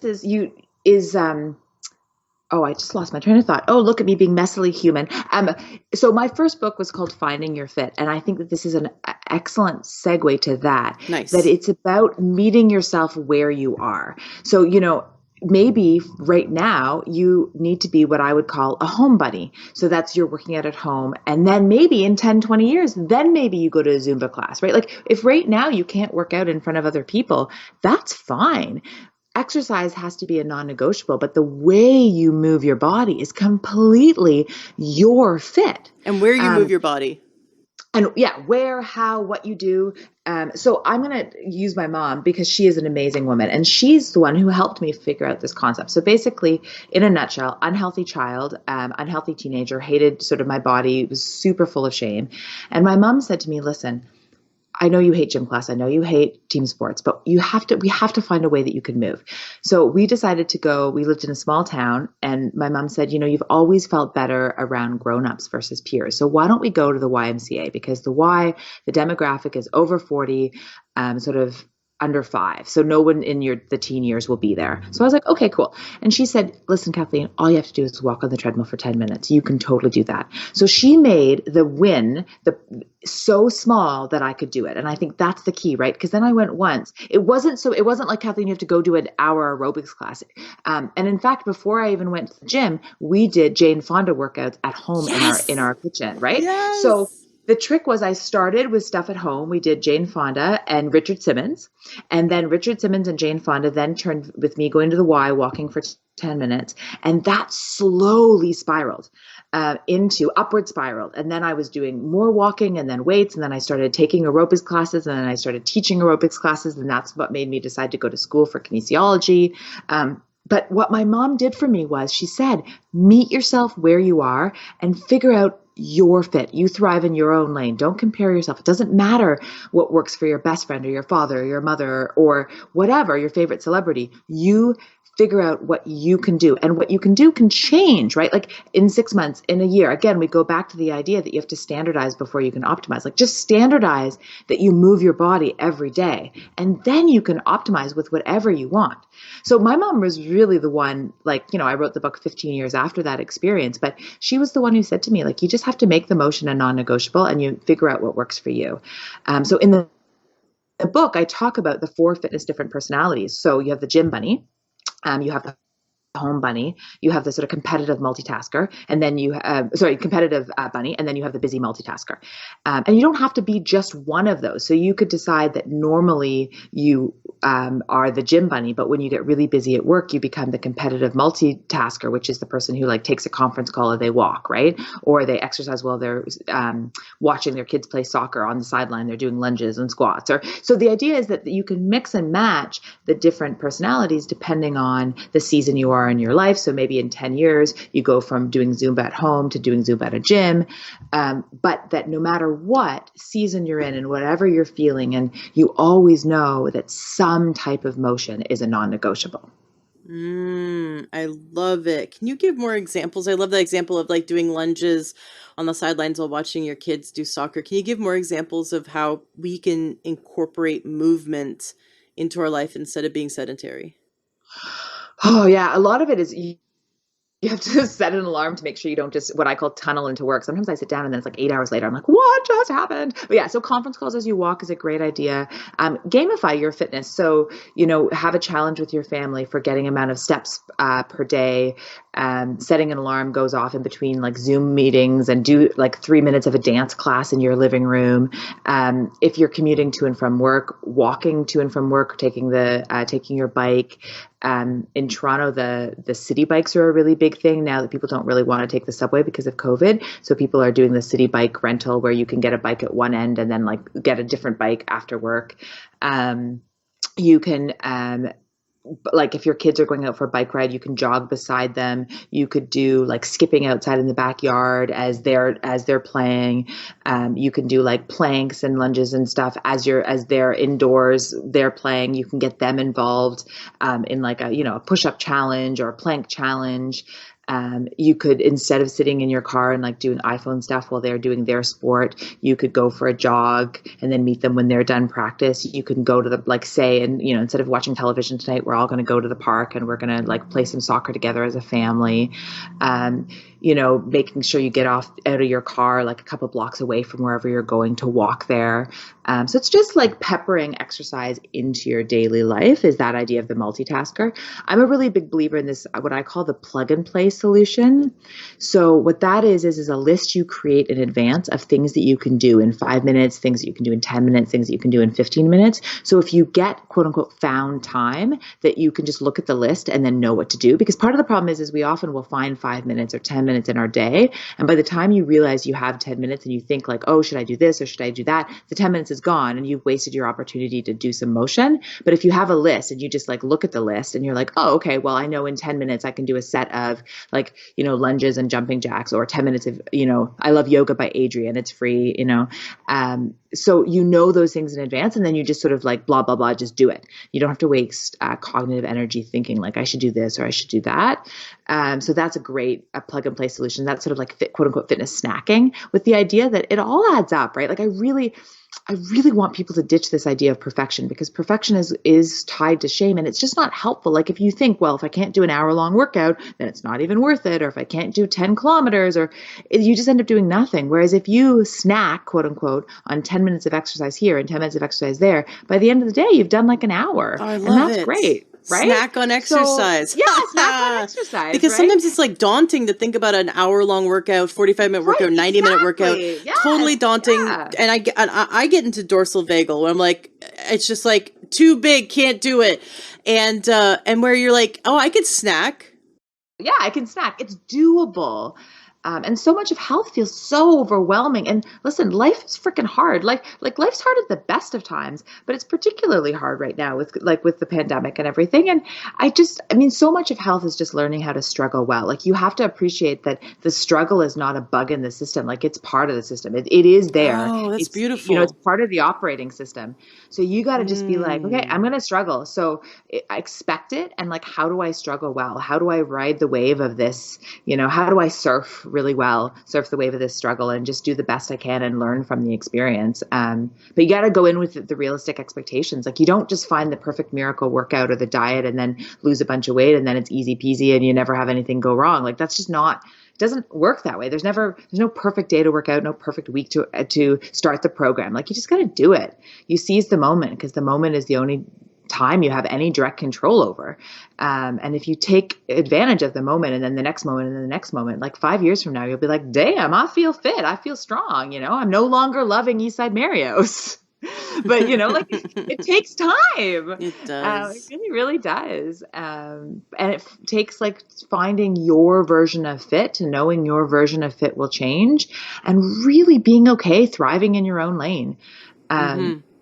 I'll tell one more story about my mom. I love my mom. She came with me once when I was teaching a spin class, and she got off the bike. She's a super supportive woman. I'm sure you can feel that from the podcast. And she got off the bike. She looked at me. She's like white as a sheet. She goes, Kathleen, I love you more than anything. But if you ever try to make me do a spin class again, I will disown you. So I just laugh at that because like I have a Peloton and I die for Cody classes on the Peloton. Like literally, if I'm in bed and I don't want to get out of bed, I just sort of say, Kathleen, you can do a Peloton. You can do a Cody. And that is motivational for me. If I said to my mom, you can do a Cody class, she'd be like, well, that's terrible. I don't want to do a Cody class, right? So my point only being is if I said to her the only way that she could be fit is if she did Cody Peloton classes every day, she'd be like, well, I'd rather be fat and never be fit, right? Like she's like, that does not interest me. But if she said to me, well, every day you have to garden and walk the dogs, which is kind of what she does, I'd be like, well, that doesn't really interest me. So you have to find what works for you. So my dad's another example. He plays hockey 4 days a week. He loves hockey. If you told me, well, Kathleen, to be fit, you have to play hockey 4 days a week, I'd be like, oh, no. But that's his bliss. And the great thing about it is because he loves hockey so much, that inspires him to do the stretching and the strength workout that he needs without falling over and without rolling over an ankle in a skate. And it's sort of similar for me. Like I love running. I don't love stretching and strength stuff as much, but I make myself do it because I know that that's the way that I can do the thing that I love. So part of fitness is finding what you love. And then it's also using what you love as self-talk to make yourself do the things that you might not necessarily love, but that's really important. Fantastic. That's so great. For those that don't know what a Peloton is, I know it's a really cool bike that has like a screen on it. So you're like watching these spin classes from home, right? Yeah, pretty much. I mean, the reason why I love it is it has so much. So classes go live. There's a bunch of classes every day and then they get archived. And so you can filter. So speaking earlier, we were talking about like finding the ignition energy to get going. I've always found spin classes often like, an hour-long spin feels really daunting. But what's great about the Peloton is you can filter things. So you can filter by the instructor you like, the type of music you like. So I like pop music or country music. And there's 2 or 3 people I like, but I really like Cody. But you can also filter by time. So you can say 10 minutes, 15 minutes, 30 minutes, hour. And I often find that in order to get myself on the bike, I actually just start with the 20-minute class. And then as soon as I'm done the 20-minute, I'm warmed up and then I'll do a half an hour. So then it ends up being 50 minutes or I'll do a 45 minutes. But, so it's easier for me to put together a couple of smaller classes. And that's the thing that I like the most about the Peloton is that first of all, you don't have to leave your house to go do a class somewhere else. So it's, if the class is you're doing 45 minutes of spin, you're actually doing 45 minutes of spin. But mostly what I really like is that you can sort of trick yourself into exercising. So I often end up doing a full hour, but I start with just saying like, you know what, Kathleen, 20 minutes is better than nothing. Just get your ass on that bike, do the 20 minutes. And then I enjoy myself. I'm sort of smiling and laughing and I just sort of keep going. So like this morning I started with a 30-minute class and then I finished the 30 and I was like, oh, I'll do 10 more minutes. And I ended up doing 40 minutes. So I think that the lesson for everybody out there, if they're like, well, I don't have a Peloton, why is that useful? What I would just say is it's all about the mind games. It's about the self-talk. If you can't bring yourself to do an hour-long workout, you just sort of say to yourself, like Kathleen would say, do 10 minutes. Because once you've done 10 minutes, most likely you'll just keep going.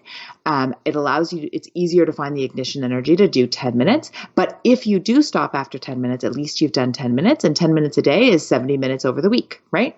So it's better than nothing. But honestly, I don't think I've ever done 10 minutes and just stopped at 10 minutes. Like by the time you've done 10 minutes, you're like, oh, well, I've already started. I might as well do at least 15. And then you do 15 and you're like, I might as well do at least 20, right? So it's all about the mind games. That's what I do with hikes. There's wonderful trails near our house. And I'm like, okay, I'm just going to make it down to where the trail forks. I'm just going to make it down to where the trail forks. By the time the trail forks, I'm like, I'm doing the long You're trail. Doing it, right? Yeah. And for sure. And the thing is that you're lost in the woods and then you have to come all the way back, right? So Totally. like the last hike I did was like 2 hours long and it's up and down and through the woods. It's beautiful. I mean, it's fun. Beautiful. And I am always surprised when 2 hours goes by because I'm like, it feels like 15 minutes. And I mean, my body definitely got a great workout. But it's fun, and so time really flies. But the getting going, it's like, okay, I'm just gonna make it down to that one point where the trail forks, and then I'll totally turn around. And then by the time I'm there, I'm like, oh, okay, blood flowing, I can keep going. Exactly, yeah. Yeah, I think if anybody's listening, when the people who are listening, if they get anything from this story, it's just like blah, blah, blah, go work out. Like just start. The hardest part is starting, and you just have to realize that your future self is going to be happier, and just realize, remember what we talked about before, the present bias, and knowing that just because you feel crappy in this moment doesn't mean that you're going to always feel crappy. Like your future self is going to be so happy that you moved. Do you have any techniques for getting us out of that dorsal vagal mode where we are stuck, disassociated, unable to start? Like what ways can we break through and switch so that we're no longer in that dorsal vagal? Yeah, I mean, I think part of it is this idea of changing your state requires like a physiological change. So, even just some deep breathing or some meditation or just sort of talking to yourself nicely or phoning a friend, that makes you feel that helps you bring into that ventral vagal state. Those are all things that can be really, really helpful. Journaling. So yeah, any of those things would be great. Even just going for a 10-minute walk. So I know that, which can feel very hard to do when you're feeling very unmotivated, but just sort of really being kind to yourself and just sort of saying like, I will be happier if I even do 2 minutes, even playing music and not dancing around, but just having that energy out there in the universe. It really is that sort of first 30 seconds of anything that you can do. But knowing, I think the key is just understanding that dorsal vagal is a nervous system response based on feeling unsafe, insecure, unhappy. And it could be based on childhood unsafe, insecure, unhappy. Like if I go play baseball, a lot of my feeling, my first instinct will be to go dorsal vagal because of being bullied as a kid. And so I have to sort of realize that I'm dorsal vagal. Like I feel it in my system. And then I just sort of say to myself, okay, Kathleen, it's okay. You're okay. Like that's a triggered state. Like this, you in this moment, like you're actually okay. So part of it is just saying, I think the most important thing is to take a pause and say like, is this real in this moment? Like, because it could be that you are unsafe. Like if you're in an unsafe relationship, or if somebody is bullying you, like sometimes retreating is actually a really good coping mechanism. So first sort of say like, is this serving me? And if it is serving you, then it's telling you something about the environment that you're in.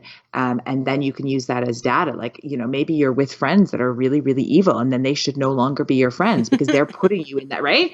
But most of the time for us, the idea is that it's actually not serving us, and it is somehow triggered from childhood. So maybe your boss triggered a sense of shame in the way that your mother or father used to talk to you, or shame in the way that like a teacher used to talk to you. So part of it is just sort of saying to yourself, I'm an adult, and yeah, I was treated purely as a child, but I'm not a child anymore. And like, I have the resources in my current me to deal with this.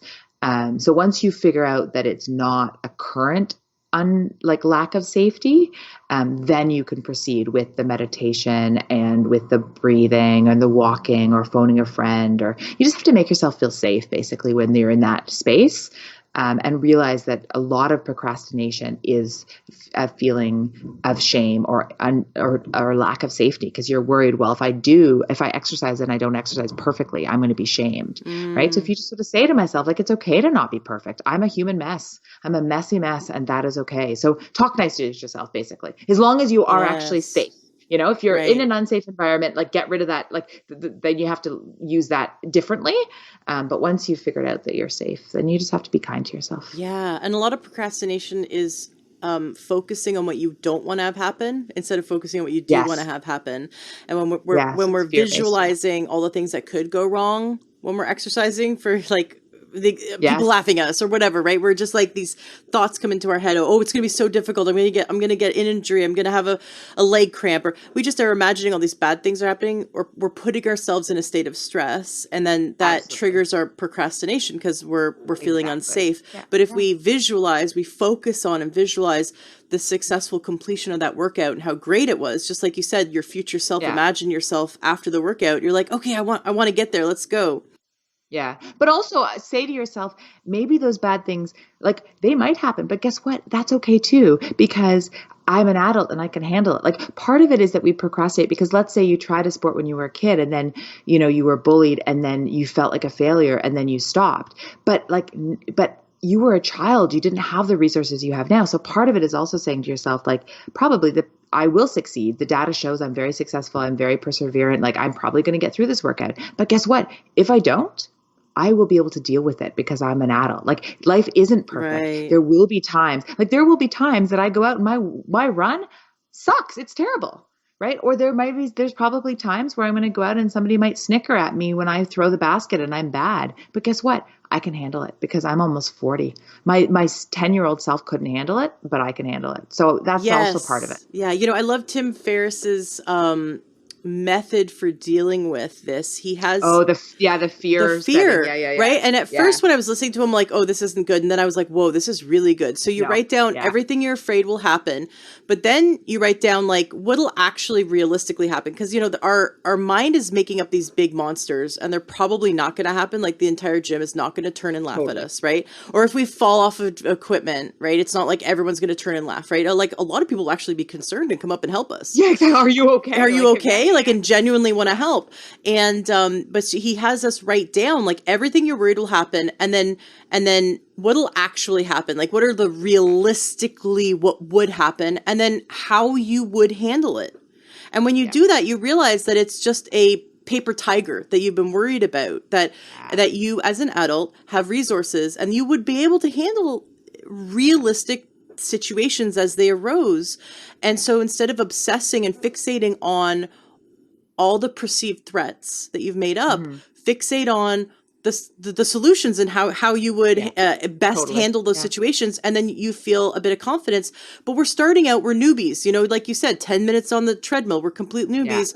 And like, I love, for example, I think it's Hulu.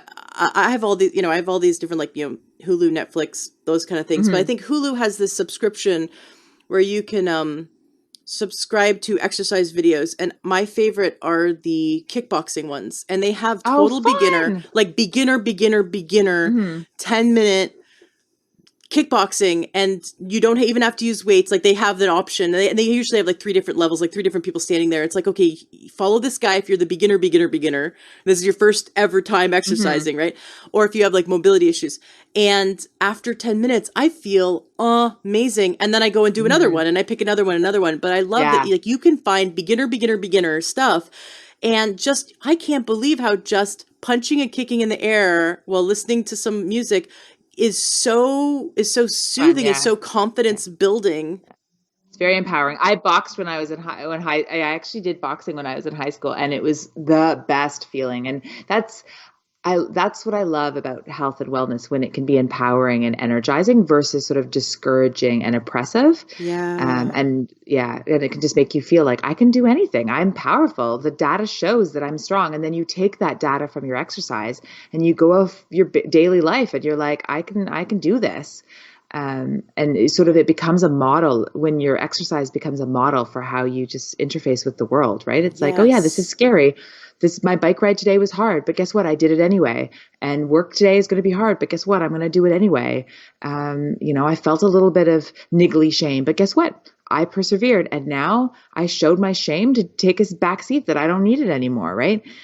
So I really love this idea of like exercise just being a model for how you can live your life and build your relationships like intentionally and purposefully and with mindfulness and attention. Beautiful. And I love that you talked about how find things that you love, find things that are fun. Of course, try new things because, I wouldn't. You never know what you're going to like. You never know what you're going to like, but try new things. But also really like exercise does not have to look like sweating in the gym. It doesn't have to look like what Hollywood shows us or what Jillian Michaels does. Like it doesn't have to look like any TV show.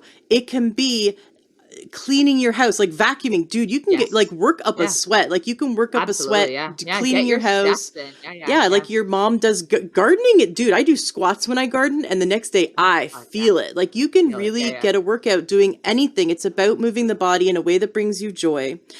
And then one thing I wanted to say is about your fudge bars is something that's really, really, really helped me the last, 10 years on my health journey is replacing, like figuring out the healthiest versions of something. Yeah. And I'm sure you've done this where you're like, what could I eat that's kind of like a fudge bar, but more like an avocado and a sweet potato? You're like, what can you eat? And I agree with that. And I think for most people and most times, and 97% of my things in my life, I have replaced with healthier versions. But guess what? I don't want to replace my fudge bars with something healthier. And I think that that is okay too, right? Again, it goes back to Not being perfect. sometimes, yeah, it's not perfect. And it's living the life I want to live. Like I don't want to be on my deathbed and be like, I loved these fudge bars and yet I didn't ever have them. Now, I don't want to have them every day, but like I buy one box a summer. And so over, a 4-month period, my mom has a beautiful backyard. We sit like, that's fine with me. And yeah, so there's tons of things I'm happy to do a healthier replacement. But if that's my one sin, like I'm okay with that. And I really, part of being an adult is just deciding what you're okay with and not Yeah. living by anybody else's rules, right? And like that's what I've decided. So I'm cool with Yes. that. And It's but I do think beautiful. you're right in a lot of way, like a lot of other things. And there's a lot of other, like I make like lots and lots of wonderful frozen things that are avocado and, like fruit, and I put them into bars, and like I do lots of other things as well to complement the fudge bars. But yeah, we gotta live the life that we're going to be happy with on our deathbed as well, right? You know what? Looking at my life, I'm not going to regret the junk food I didn't eat. Me 10 years ago wouldn't have agreed with that. I am, I am going to, if I died right now, I'd regret all the living I didn't get to live, and so I want to Yeah. live the healthiest, and I want to just fully, I would regret like letting my shame hold me back Yes. from I new I think it's a experiences. beautiful, beautiful way to put it. Yes, I agree. Yeah. Thank you so much. This has been such a wonderful conversation. Yeah, you're amazing. Oh, thank you. You too. And I'm going to make sure, of course, the links to everything that Kathleen Trotter does is in the show notes of today's podcast at learntruehealth.com, including the links to her 2 books, your website, kathleentrotter.com. Pretty easy to Yeah. remember. And of course, we can follow you on social media. Now, Yeah. can people work with you around the world? You're located in Toronto. You have a studio in Toronto, but can Yeah. people like telecommute with you? Can they Yeah. work with you over Skype around the world? How does that work? Yeah, so I don't have any open spots for one-on-one spots. My clients, like I have clients who've been with me for basically 20 years, and have my one-on-one spots, but I do group coaching. It's a 5-week group coaching course. It's called Kick Your Ass with Compassion. And you can find out about that on my website. And that is group coaching. So it's about usually between 8 and 12 people for the 5 weeks. We do once a week on Zoom, and there's sort of like a lecture group coaching. And then you get unlimited emailing with me over the 5-week period about your goals. So everybody has different goals. Like some people are quitting smoking. Some people are trying to eat more vegetables. Some people are trying to do more exercise. The course is really about how you set goals, and what the sort of principles of goal setting and having a growth mindset. A lot of the stuff we talked about today, but we break it down. I give you resources. We use my 2 books as sort of textbooks. So that would be the way that people from all over the world work with me. So you can sort of find information about that on my website. Awesome. Very cool. Thank you so much for coming on the show. Is there anything you'd like to say or homework you'd like to give to wrap up today's interview? I think what the piece of homework I would give that sort of I feel like ties everything we've done together is try some type of journaling. And it doesn't have to be the way that you think. Journaling about your time spent, for example. Like if you are trying to find time to exercise and you're like, oh, I don't have enough time. I bet if you journaled how much time you spent on TV or social media, you'd be surprised at the sort of frittering away of time that you do. So either journaling your time, journaling your food, journaling your exercise, journaling your mood. So one of the things my therapist got me to do many, many years ago is do a journal of pre and post exercise, what my mood was on a scale of 1 to 10. And that data just showed me that I was always in a better mood post exercise. You could also journal your emotions connected to food. So I call it the X versus O journal. So you put 3 circles on the page. And if you sort of eat when you're hungry, stop when you're full, eat unprocessed foods, then you just put an X through the circle. You don't have to write anything. But if you overeat or eat when you're not hungry or eat sort of a lot of sugar or processed foods, then you would write down what you ate, but you then write down the emotions that were connected to like why you ate those things, with the idea of trying to learn to connect like emotions to your food. So if you look on my website or you Google Kathleen Trotter journaling, I've done lots of articles on different types of journals, but they all just come back to building your awareness of the type of choices you make and why you make those choices and how they're connected to sort of your emotions. So you could journal sleep, you could journal anything, but yeah. So I Yes. think homework would just be work on knowing yourself. Yes, I love it. Michael Weinberger, I've had him on the show several times. He is bipolar, very severe. He has it all. He's got himself under control now, but he's been suicidal many times and has been out of control many times. Manic, been in manic mode many times, and he's been in therapy his whole life. And so he's a kind of a motivational personal growth speaker now because he shares his experience about mental health and spreading awareness and how we can become healthier with wherever we are, whatever state we are in our mental health. And one of the things he noticed is that, so he created an app actually based on all the habits that he used to go from wanting to kill himself to leading a healthy life. And it's kind of like a journaling app. It's very quick. You wake up first thing in the morning and it asks you on a scale of 1 to 10, like, where are you at? Like, happy, sad, like, where are you at? Basically 1 to 10. So he might say 3. 3 is like, I don't want to get out of bed. Right. And I'm depressed. I want to get out of bed.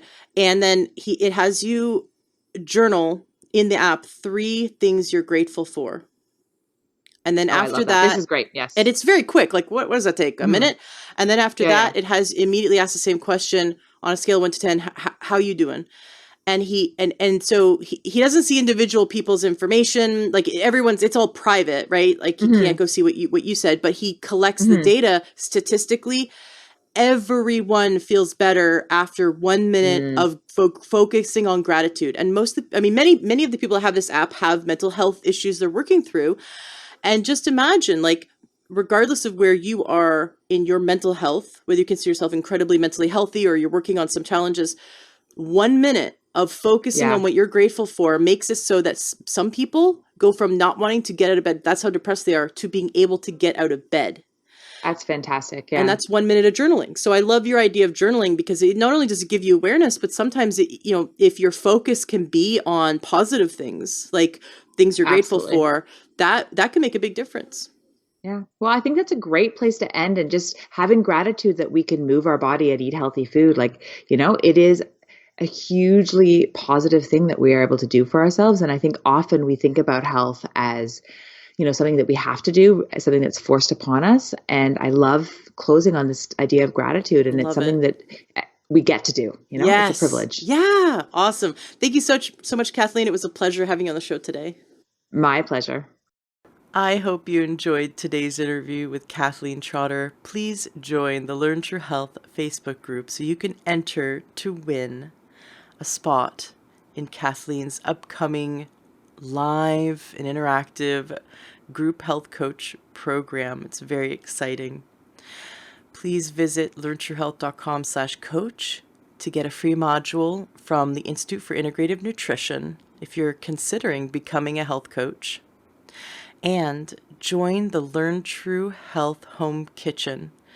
Go to learntruehealth.com/home kitchen and check it out. Use the coupon code LTH and learn how to make delicious, nutritious, and healing recipes. We also have some wonderful recipes for Thanksgiving and the holidays as well. Have yourself a fantastic rest of your day.